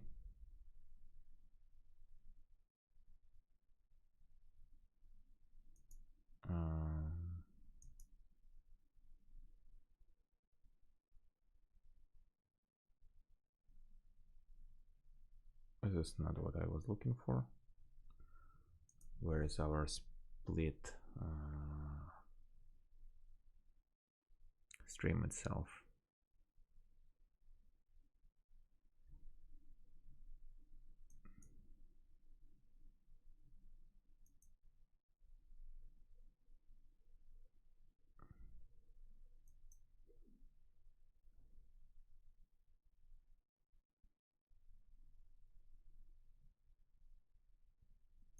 So let's go back to the API docs. Let's go into the net module.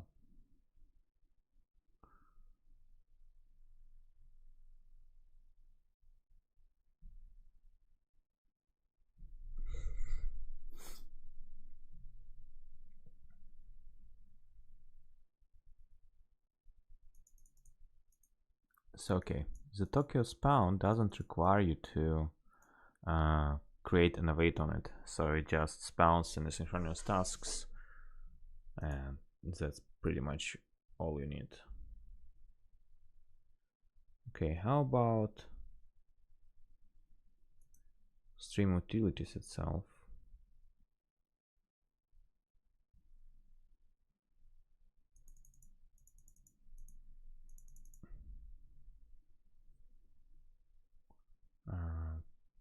Can I somehow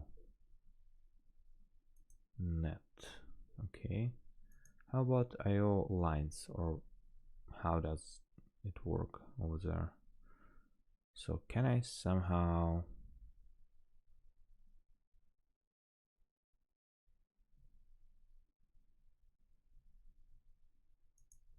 see if, yeah, so here's what I was looking for.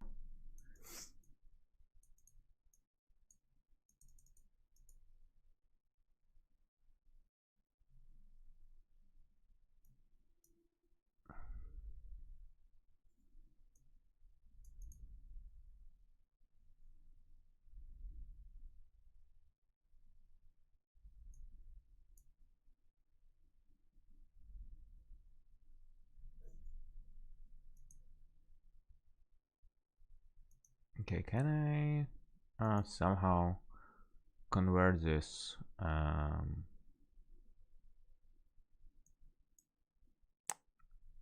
get TCP stream into split stream. So can I somehow do it?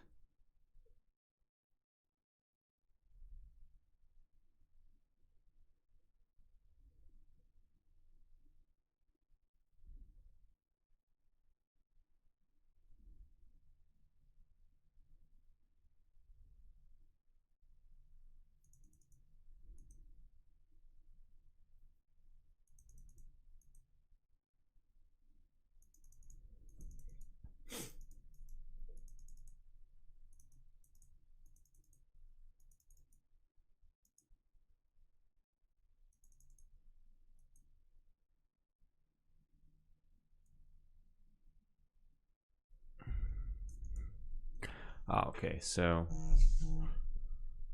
in this case we have two situations here.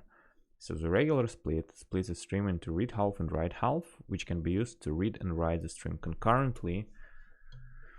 But the halves cannot be moved into independently spawned tasks. I think I'm completely okay with that. Or not.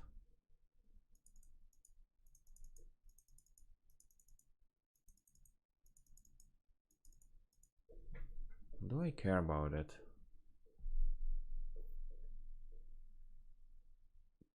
However, we can actually change it later after doing some performance testing to see how well it actually works.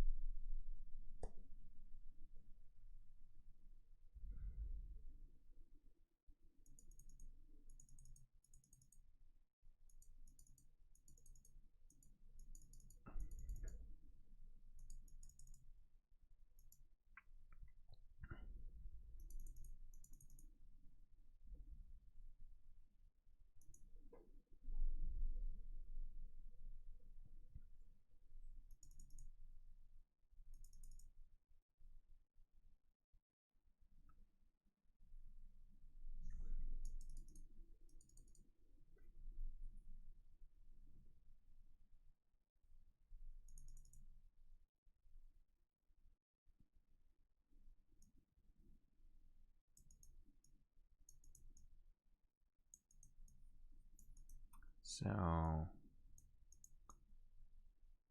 how is it gonna work then?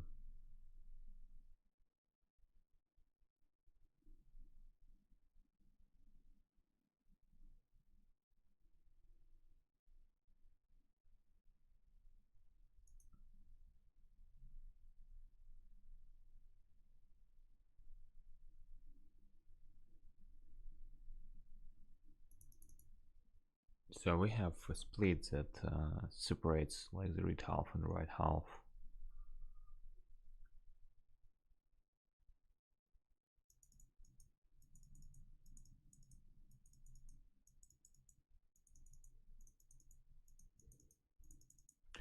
So for instance, I want to spawn a task for every single retrieval of the data from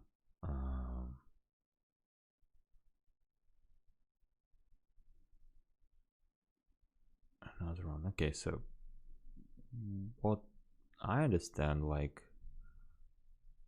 on every read message,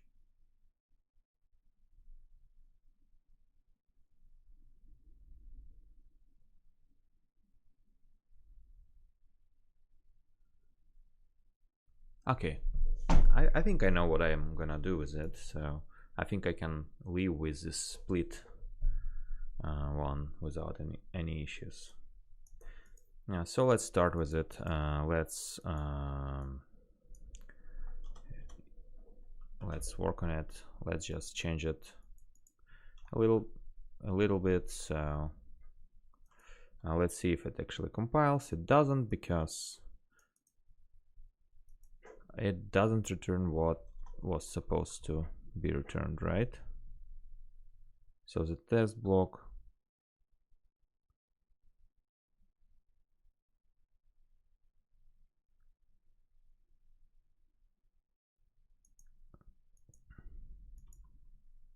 Oh, here it is. I see. Um, that's my bad. Here, and borrowed value does not live long enough, and this is a problem with an address, and I think I'm just gonna move it. I don't care. Okay, so now the test is finally failing, so this is a good sign. Right, and it means invalid socket address.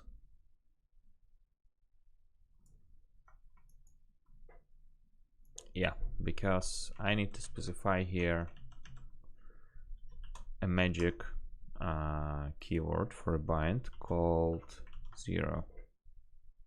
Okay, does it return me something different now? Let's see.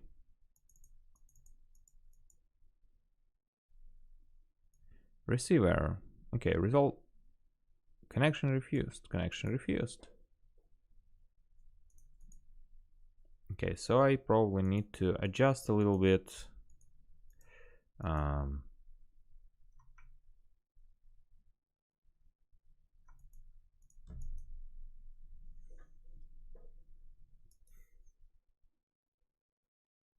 HTTP server block.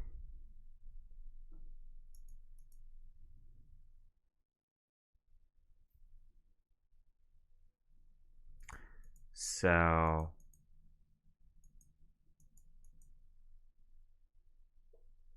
I probably still need to return back something like a server itself. So I still need to create a struct called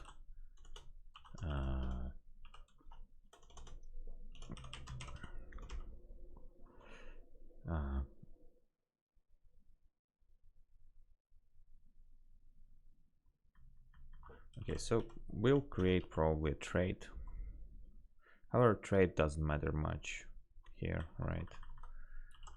So it's just gonna be a struct called TCP server,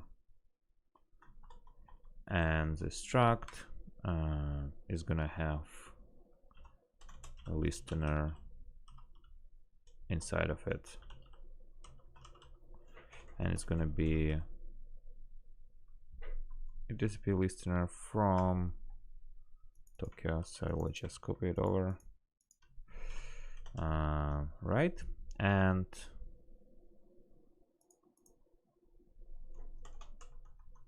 then it's gonna have TCP server, first of all, new one, right? Or let's say from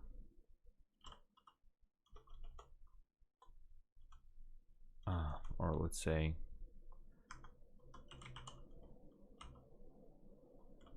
create, and here we're gonna have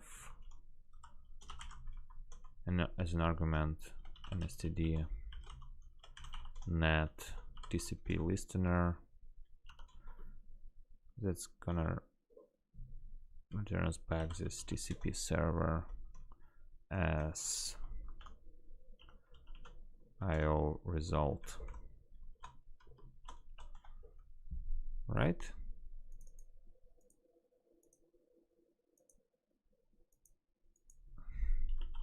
And it's gonna be a public function.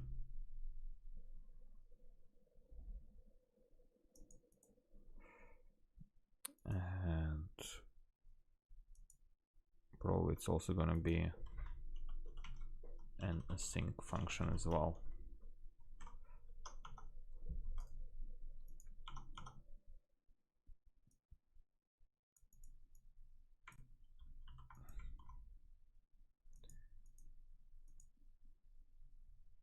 Okay, and it's gonna be a listener.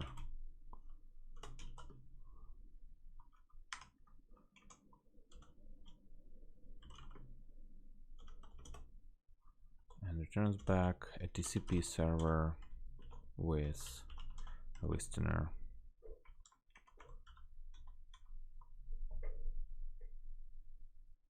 As result. Okay. Yeah. Here's okay.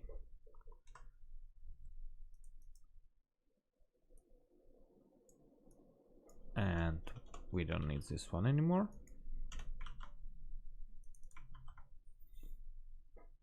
And what this server needs to have, it just needs to have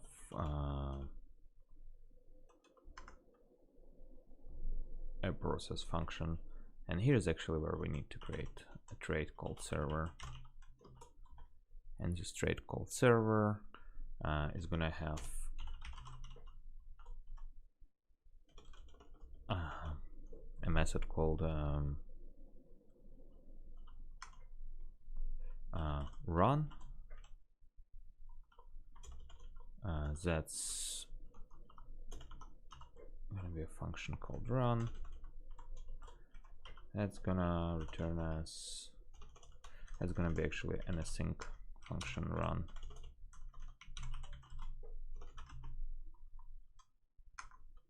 And this async function run is gonna return us back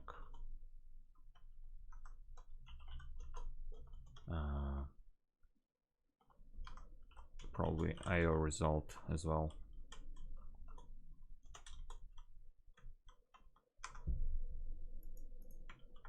So this is trait. It's an interface in Rust, and now we can implement this server for TCP server,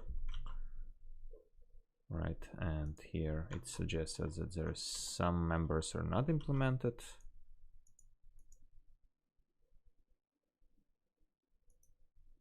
And what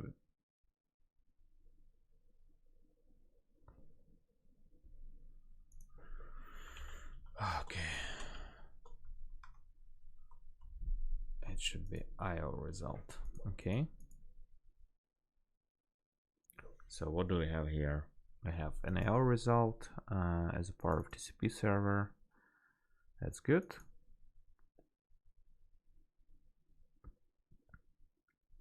And our TCP server test now can be actually changed.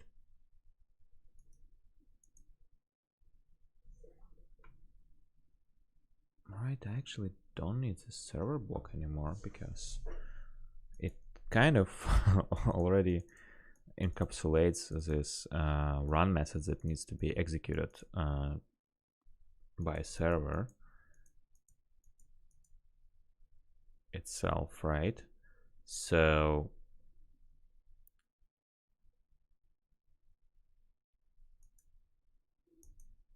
here's what we're gonna do.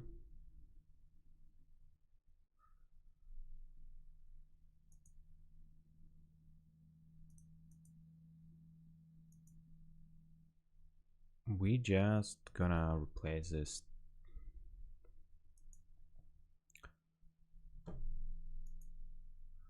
stuff probably with something much more simpler. Yeah, it does make sense then anymore to have this TCP server itself, because we kind of encapsulate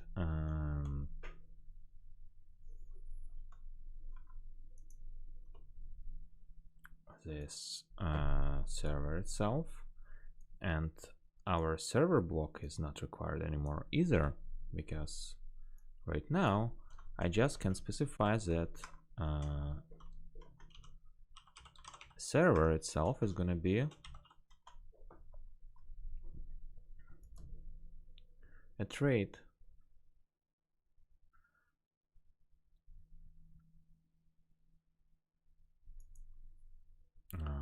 Okay, we still need to provide it like this. B, where B is a server itself. So here we are. Server plus static and plus send, right? So here we are.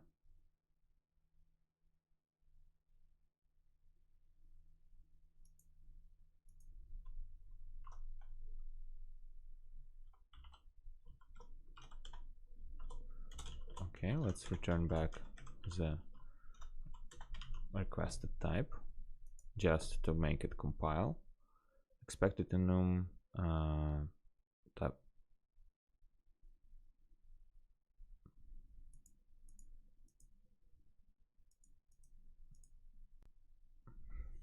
Why?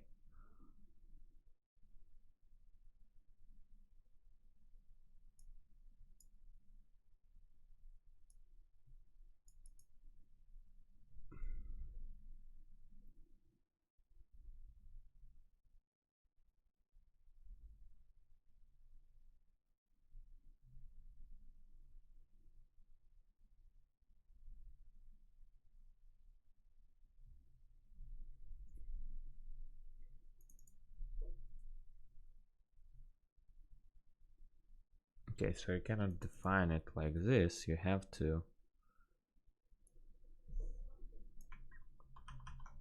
do it like that. Okay. So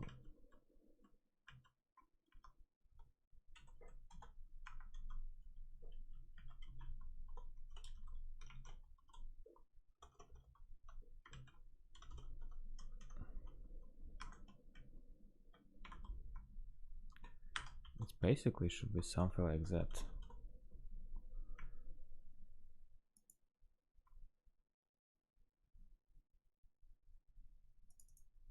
Okay. Oh my goodness, where is it? Where is my code? Here it is. So it should be output equal to IO result. Okay. Does it now compile? No.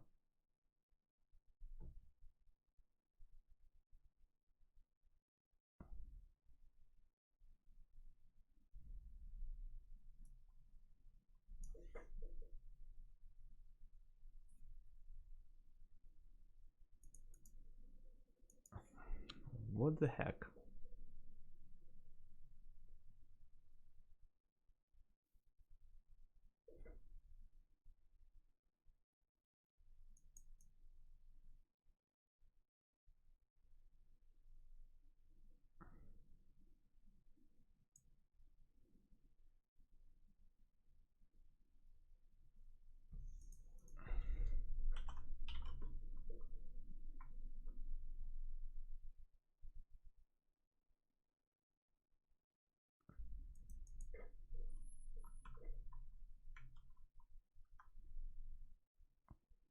Okay, how can I work around this?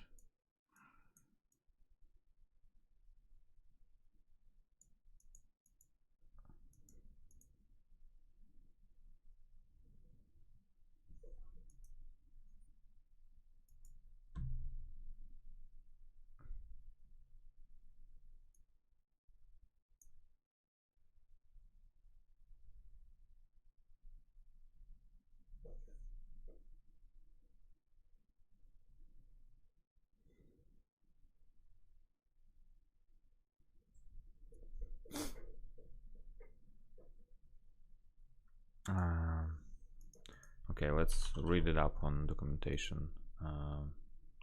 Rust async trade method. Let's see. The reason is this is somewhat complex, blah blah blah.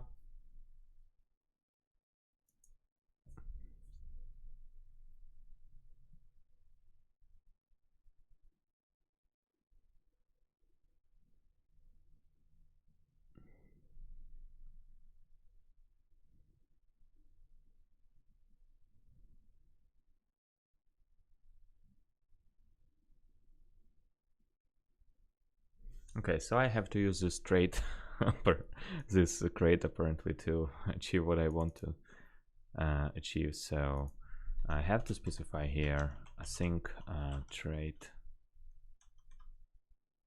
Is it trait or traits? I think it's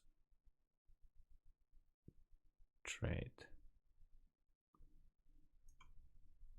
Async trait, right?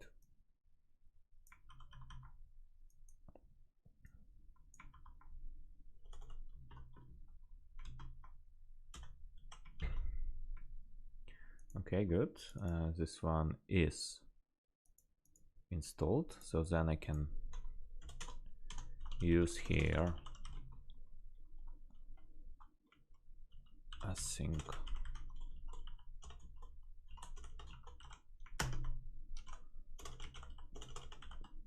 trait.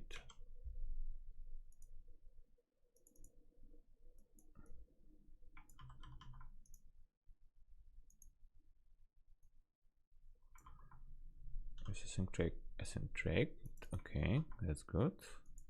Now I can go on here and specify that this is actually an async trait. And here we're gonna have async function run, and then the output is gonna be definitely an IO result of empty type. What? How is it called again? Why it's not found? It's weird.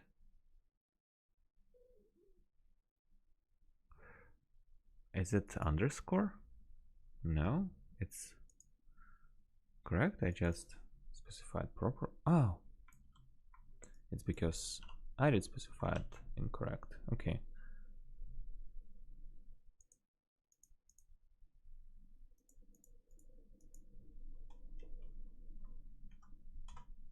And here as well, async trait.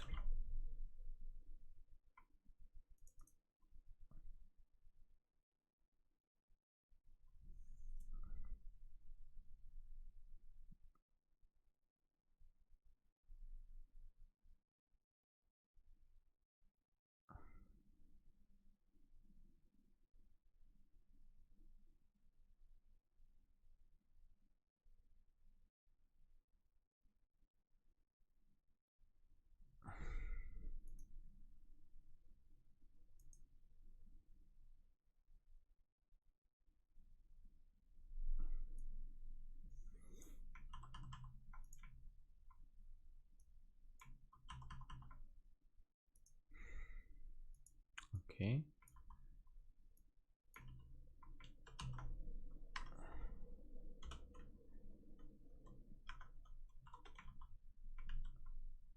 Why I can't still use it?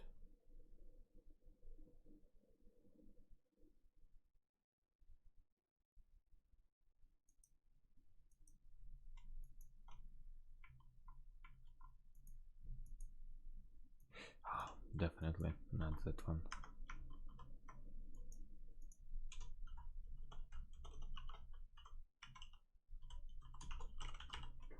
Okay. Does it complain now about async trait? No, it doesn't complain now, so now it's good. Now it's finally good. Okay. Finally something good from it. And now I just need to fix the rest of the code.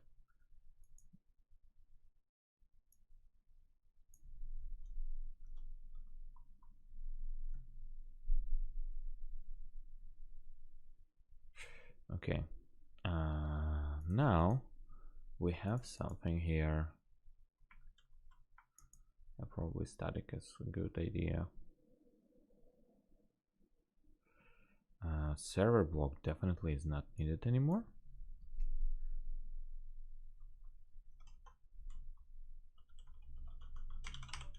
Because I'm just gonna do a sync move, and here I'm just gonna run server run await, and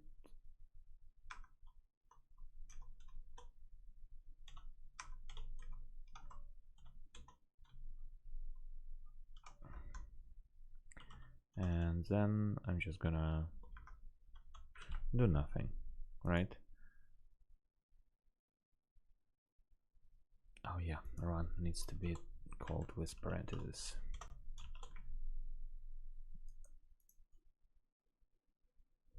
Okay.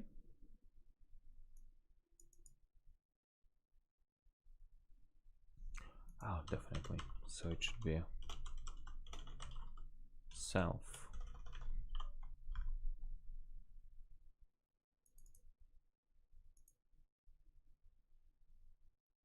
Mm.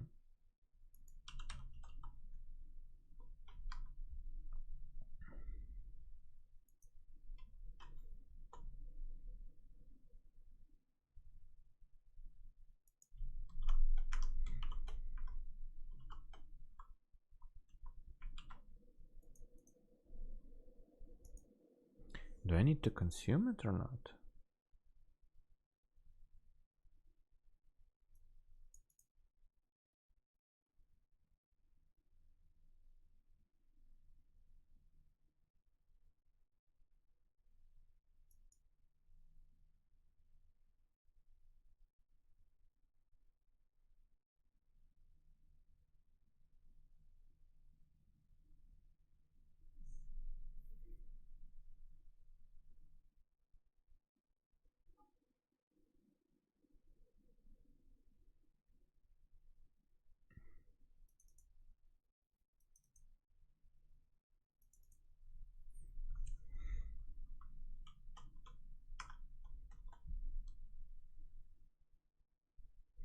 Okay, what it complains now about?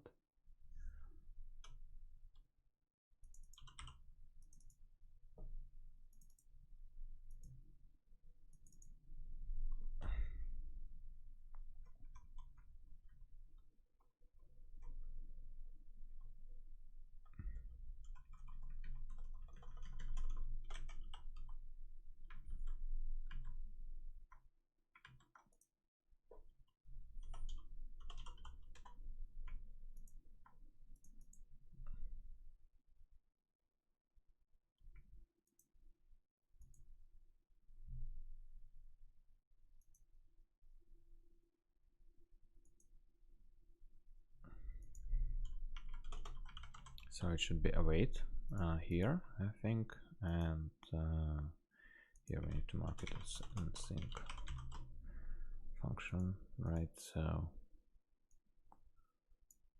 it's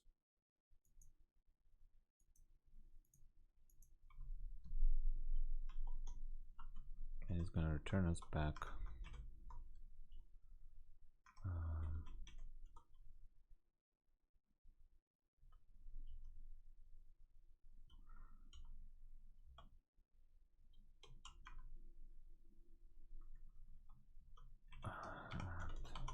let server be TCP server create from listener and await, and unwrap, of course. And here we're gonna return back a TCP server as an argument, and now the listener matches the TCP server and everything should be fine.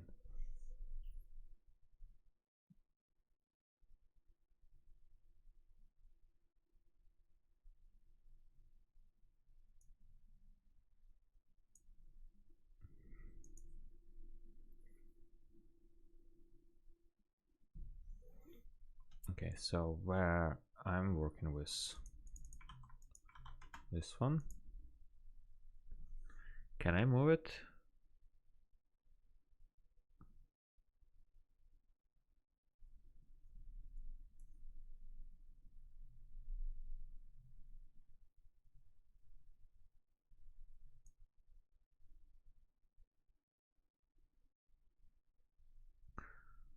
Okay.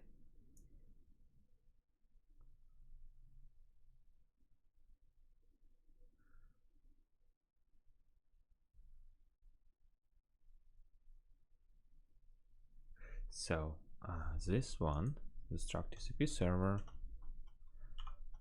it should be possible probably to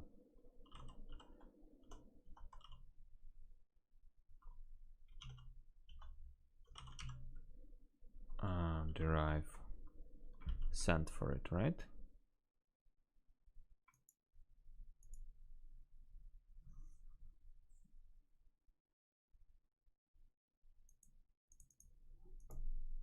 Can I just do with it and everything should be fine or not?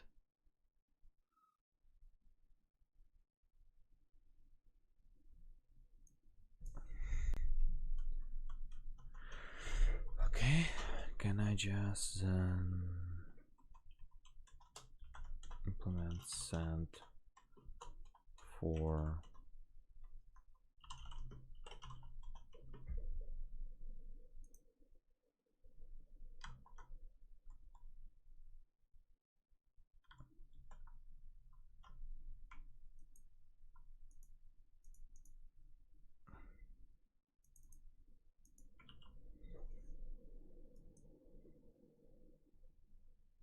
does it work now?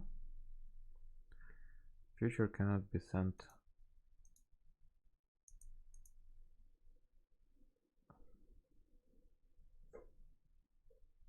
Why?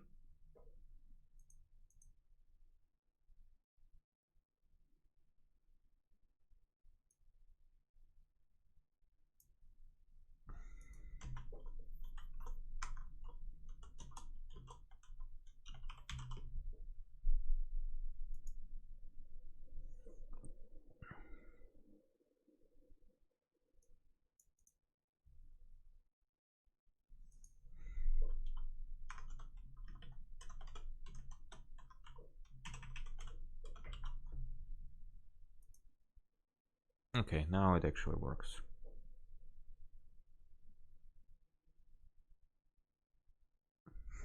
So it's funny.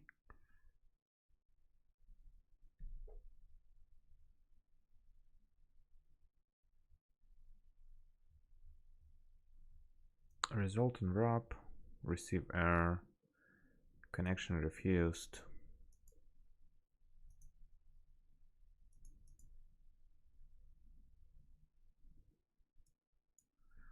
However, why connection is refused?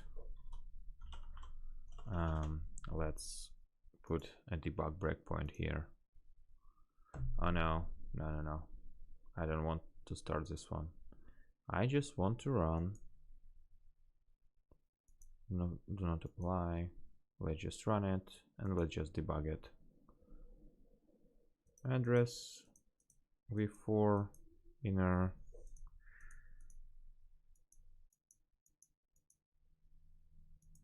So this is an address, probably localhost.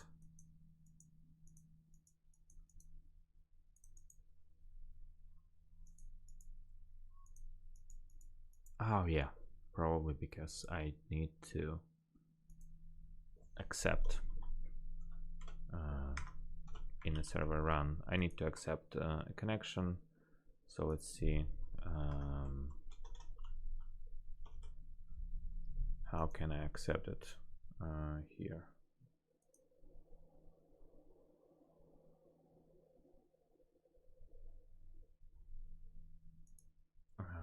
TCP listener,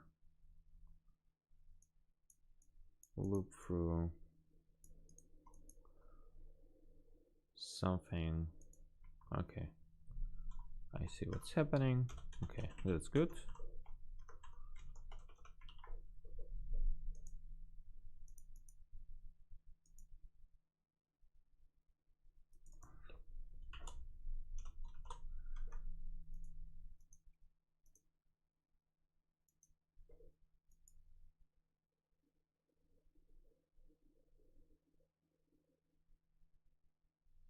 What kind of error it is?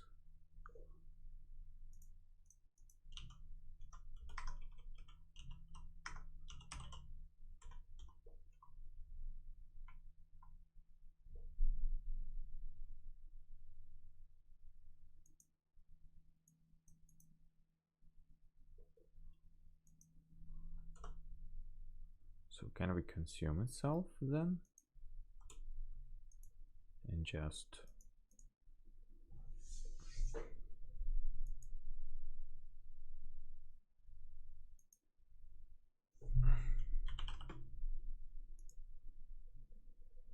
oh no, now it works. Now it works. Wow, that's cool.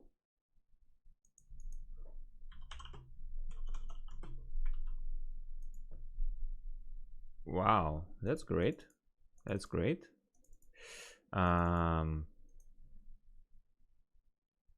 So what we can do now,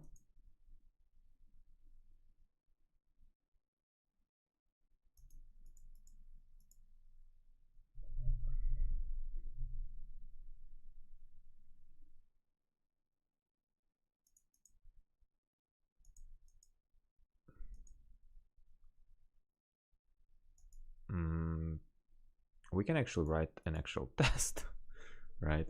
So I think we don't need this one, right? Because as soon as our tests are finished, it's already going to be automatically the end of this one. So stream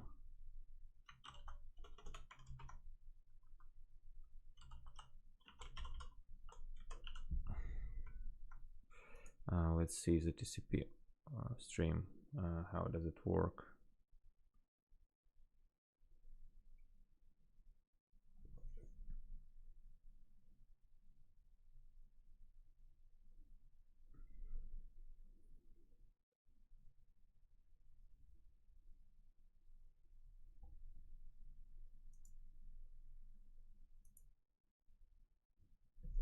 Okay, so I can write something, right? And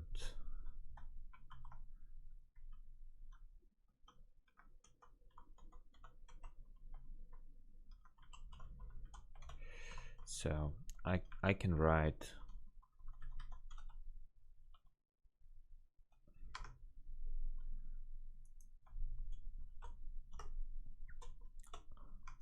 let's say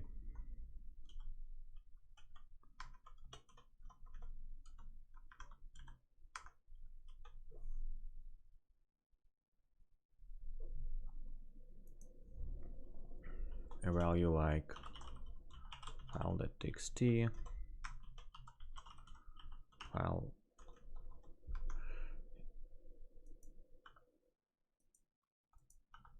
file1, file2, and so I write all, then I take a stream and I read all, and I expect that the result of the read all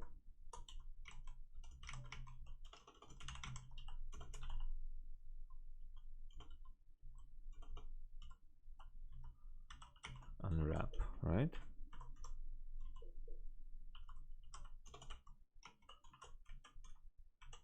So we are unwrapping everything.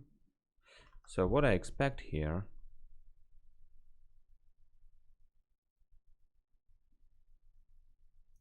and what I'm gonna expect here is that it's actually gonna return me back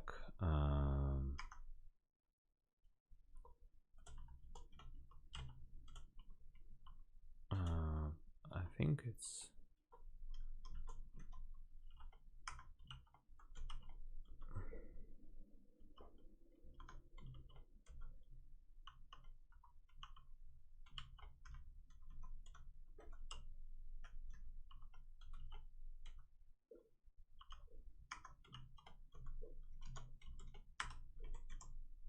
can I use a sharp sign here?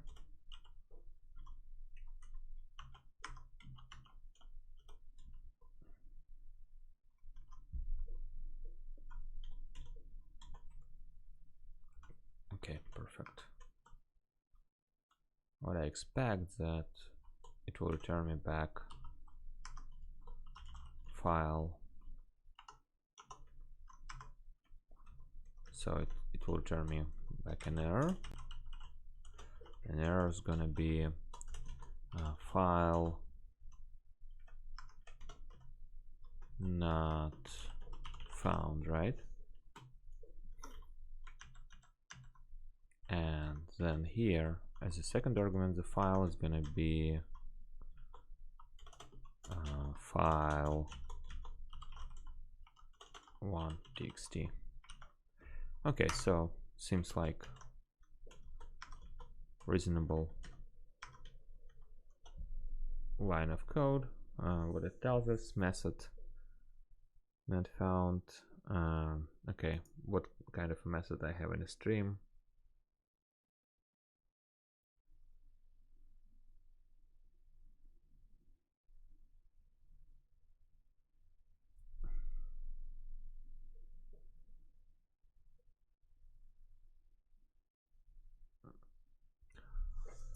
Okay, so this is interesting. So write all is possible to implement like this, but if I want to read it, I need to have a read function and I need to have a buffer.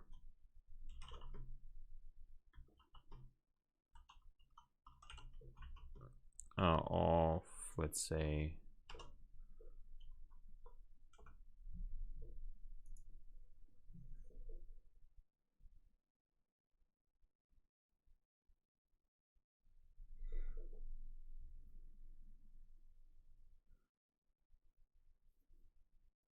how can I actually read it properly?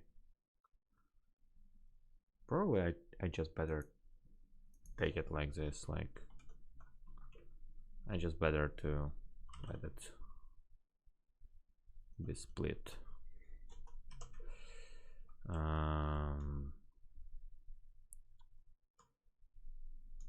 I think it's something like that, split.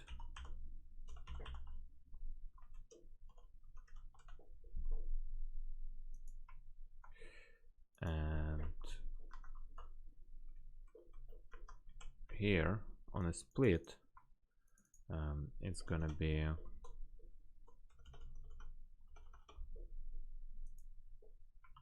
let's say split.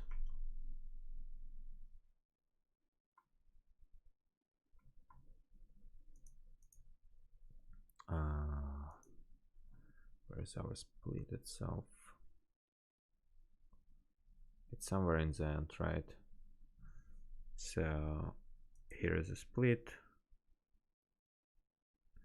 mutable self required, and then it's read half and write half.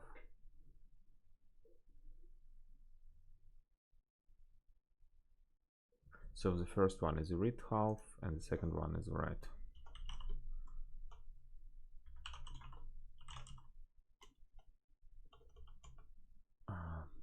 So rx and tx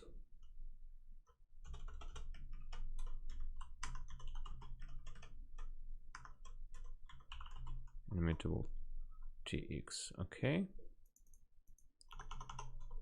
and tx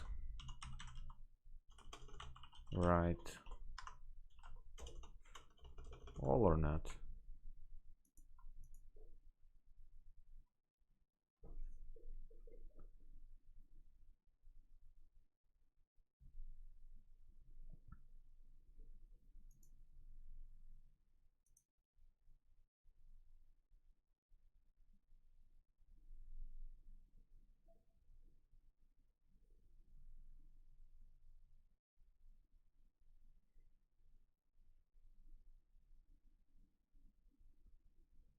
Okay, where is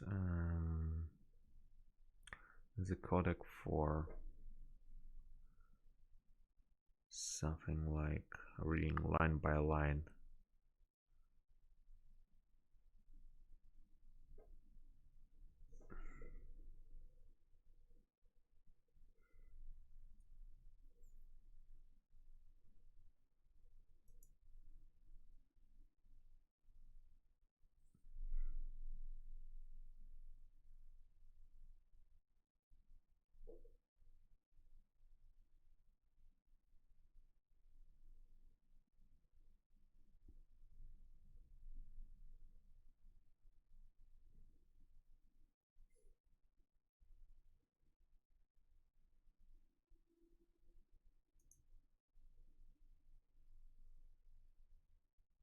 How about IO? Is it IO or not?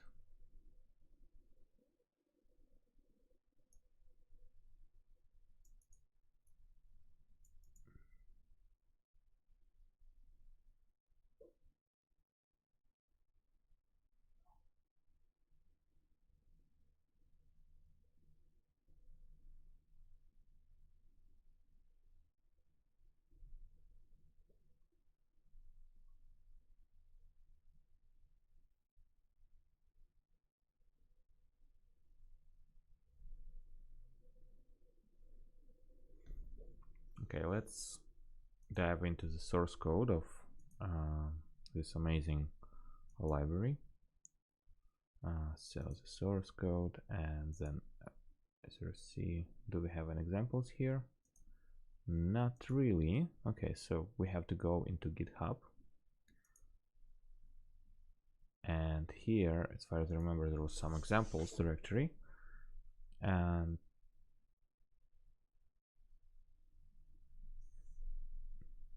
here we have some, yeah, hello world is a very simple example.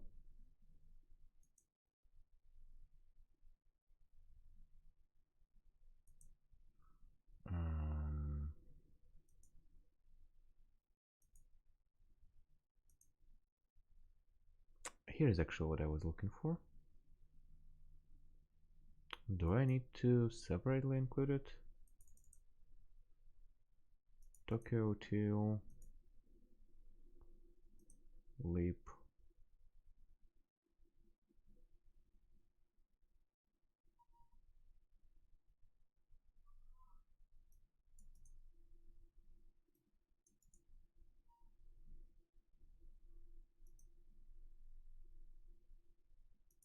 So okay, I probably have to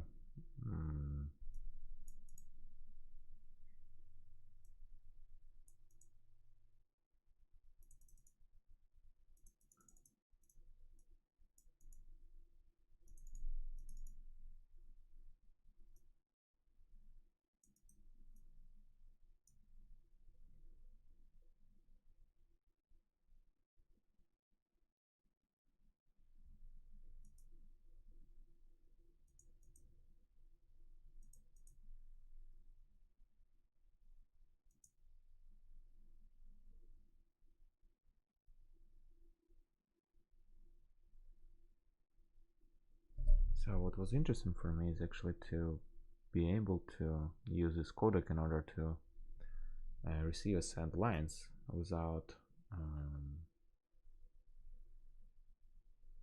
doing a lot of stuff.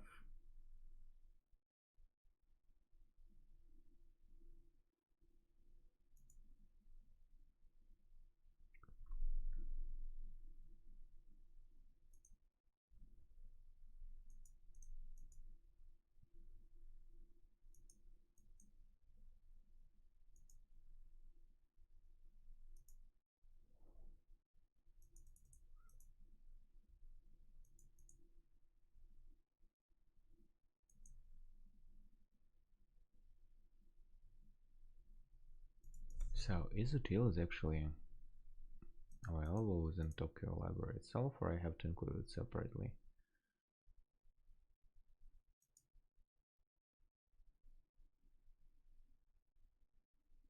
Okay, so I have to include it separately.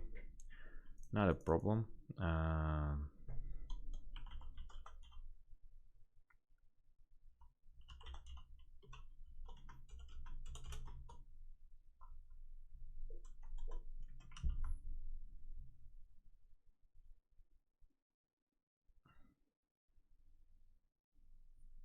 So then here I can just use Tokyo util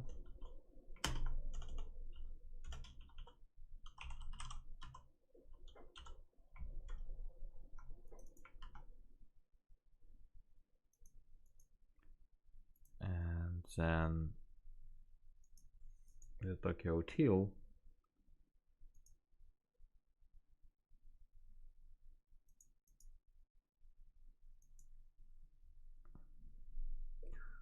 codecs just should work. Okay, so let's see.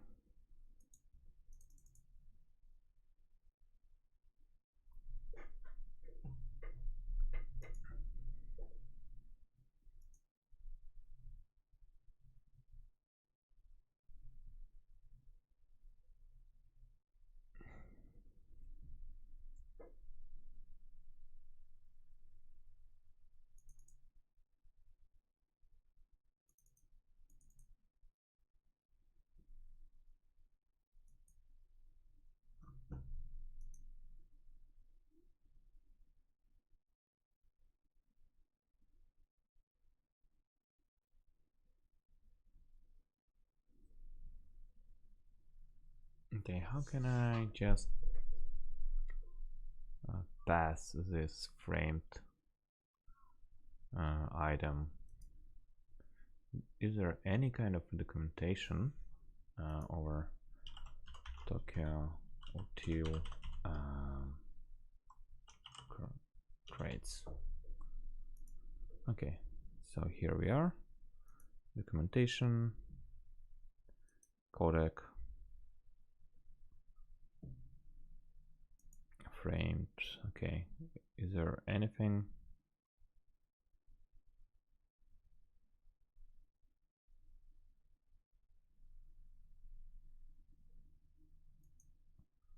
Decoder framed.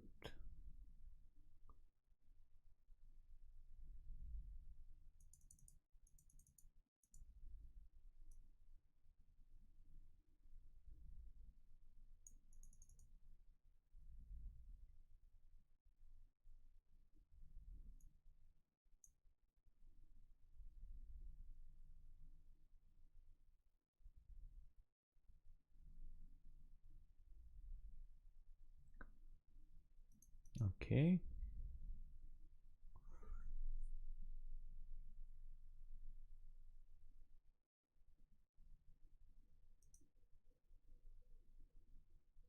And is there any kind of documentation how to use it actually?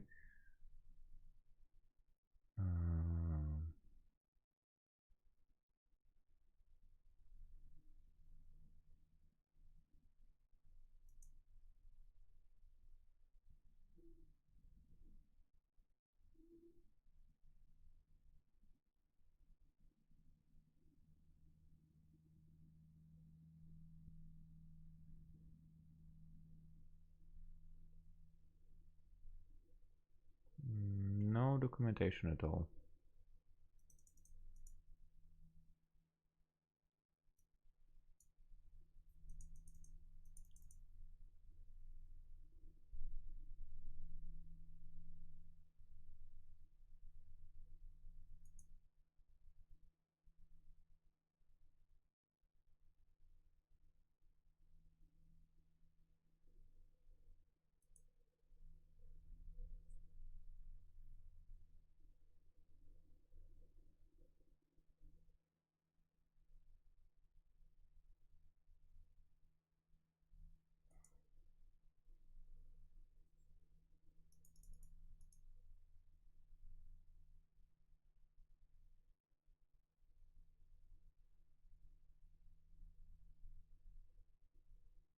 Okay, let's try it out.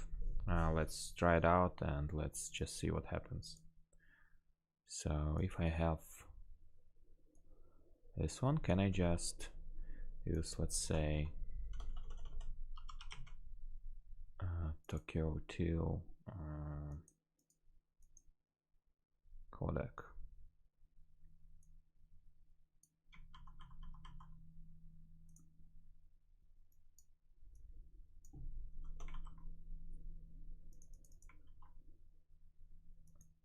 So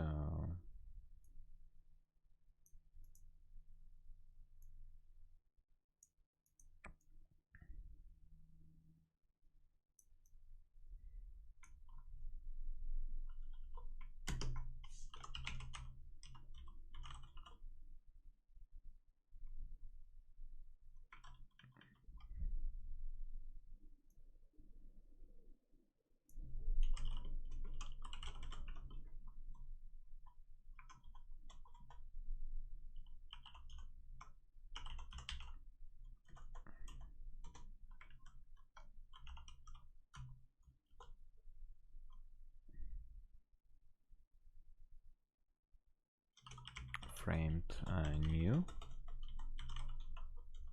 right? And here we pass a stream, and then codec lines codec new.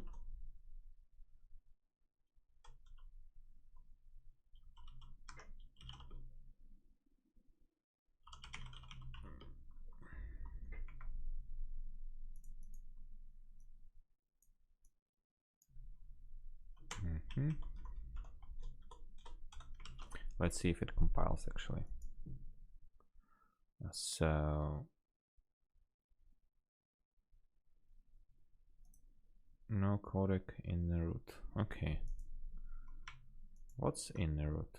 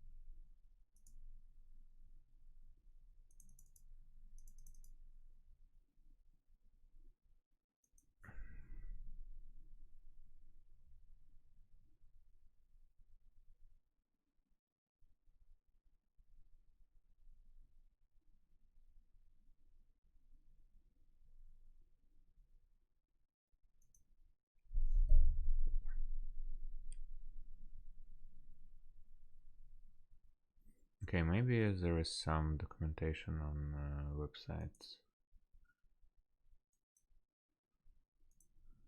I'm getting started.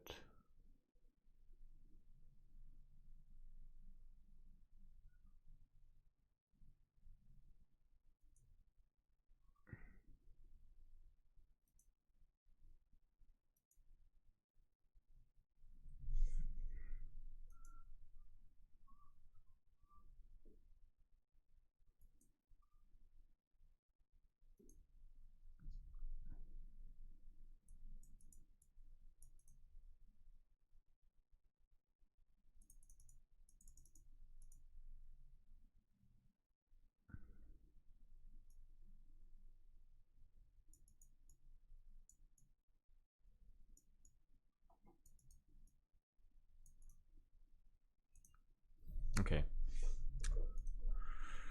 I have to abandon this idea with the codec, unfortunately, so I'm just gonna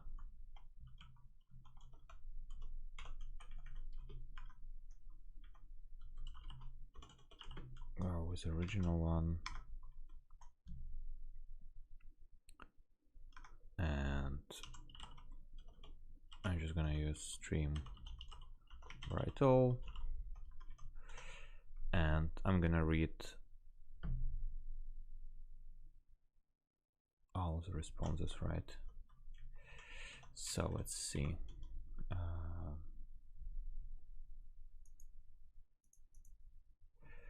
Let immutable result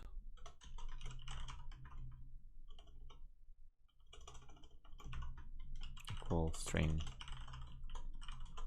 new, and here we're gonna write over there some binary data like file 1 txt as we planned before, and file 2 txt, and then we're just gonna await for an execution, right? So here it is.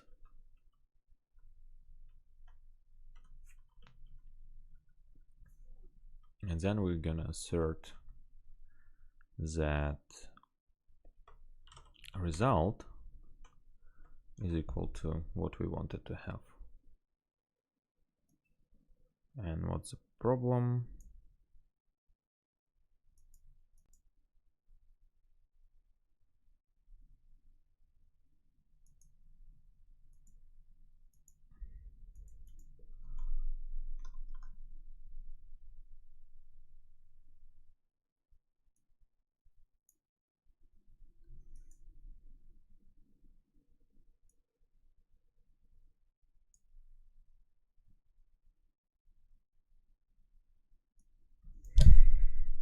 Okay.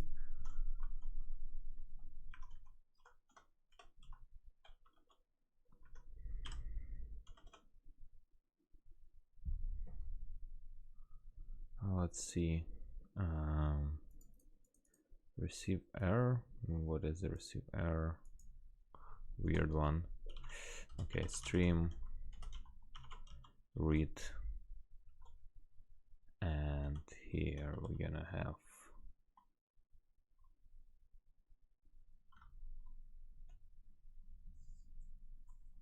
read into the result.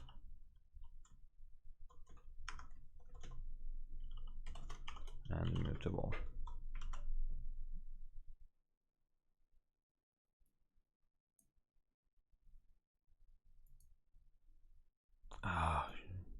Damn, I can't use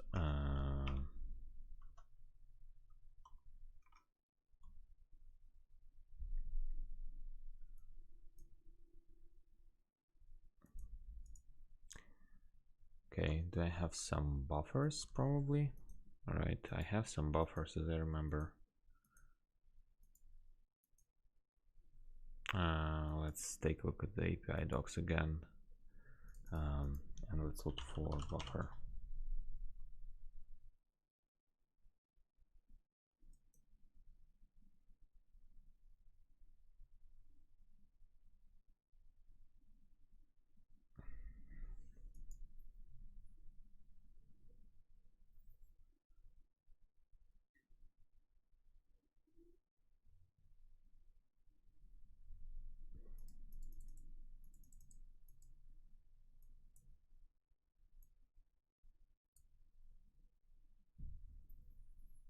So I'm reading here a lot of stuff.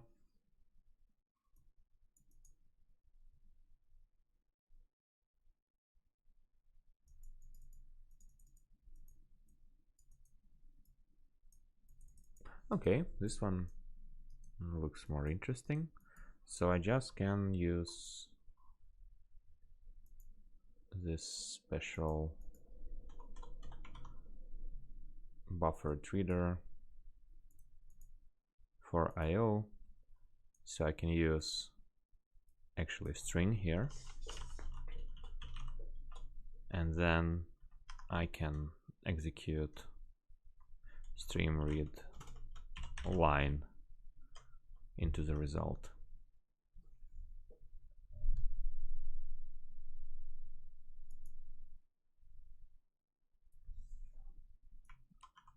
Okay.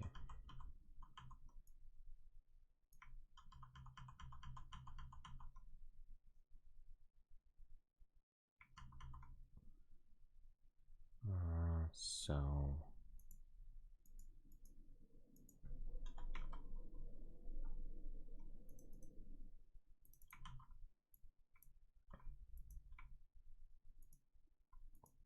buffer reader.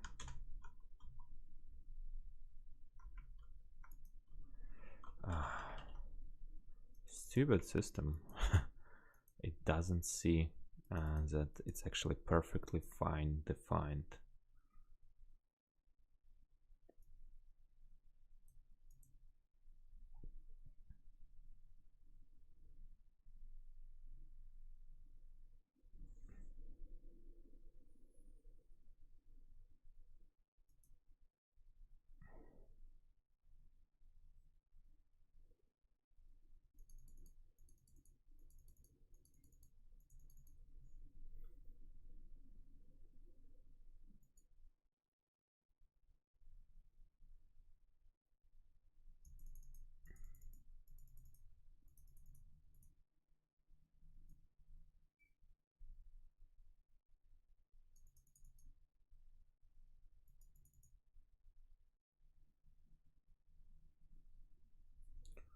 Okay, so I probably can just use buffered reader or buffered stream itself.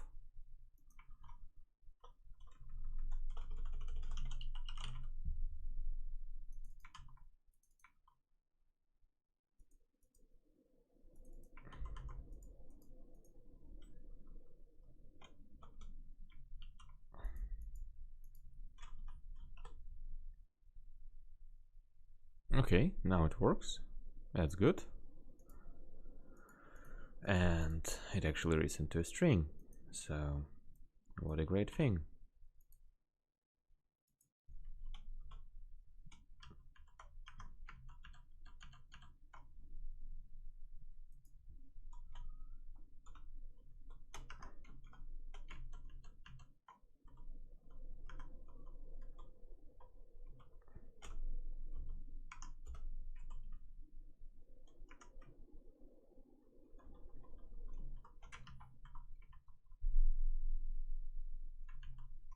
Okay, so right now we're just gonna read something like that.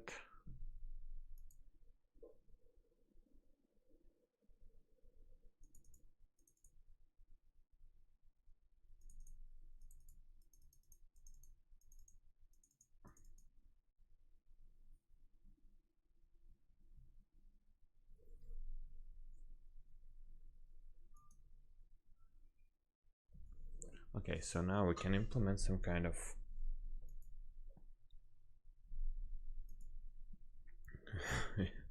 finally we can implement some kind of a real reader for a server itself.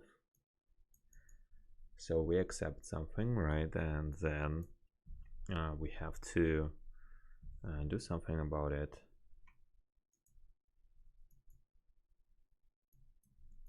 And what's important for us here is a stream, right? And this stream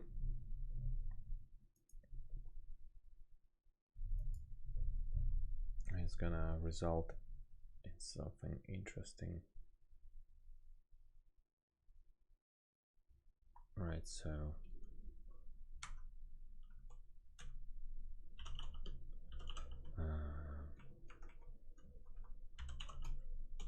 I think the stream should be mutable, and then actually let mutable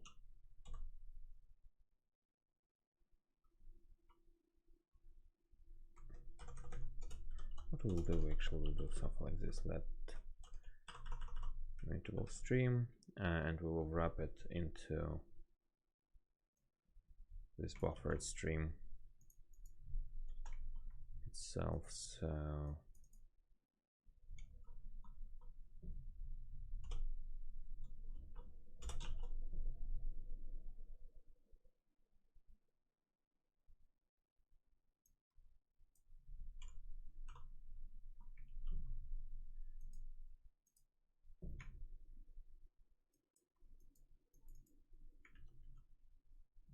this is weird. What kind of self it is?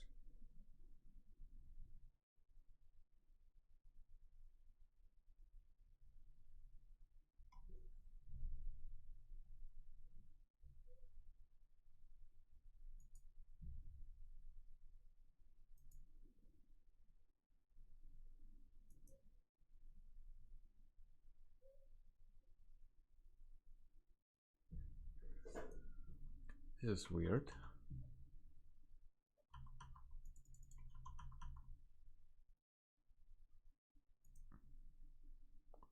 This is very weird. Okay. So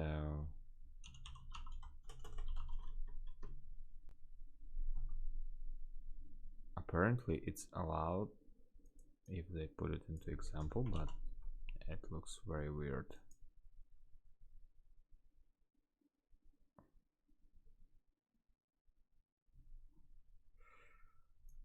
Ah, okay, I see what's the problem.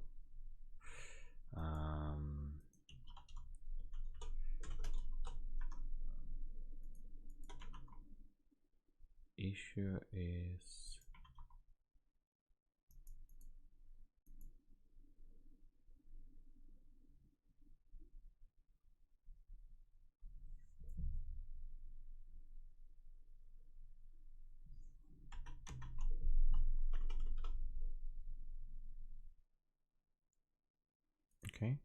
Does it compile at least now?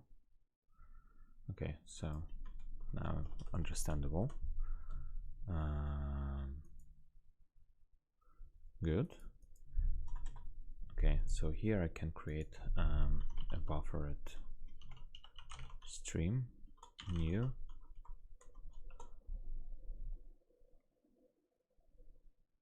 and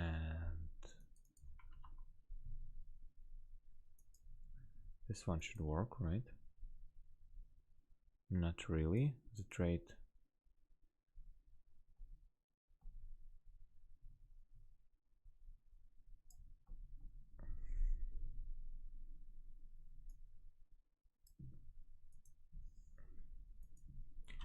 I'll wait.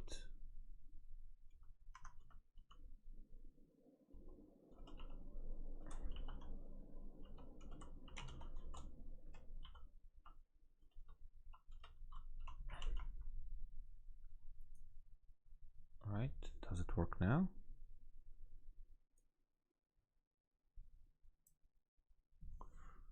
Okay.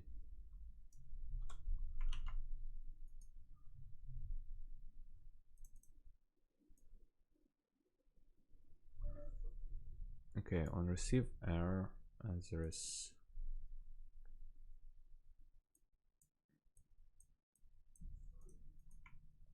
why accept doesn't work. This is interesting.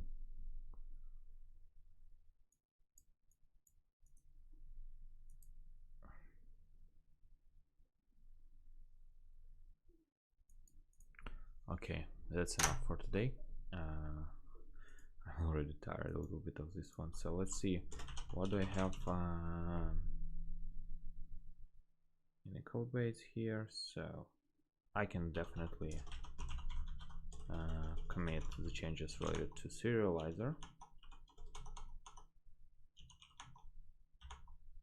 and worker, right? And that's all. And now I'm gonna just commit it into repository, updated serializer and worker, and I'm just gonna push it. So that's all for today. Thanks everyone who tuned in, and till the next time.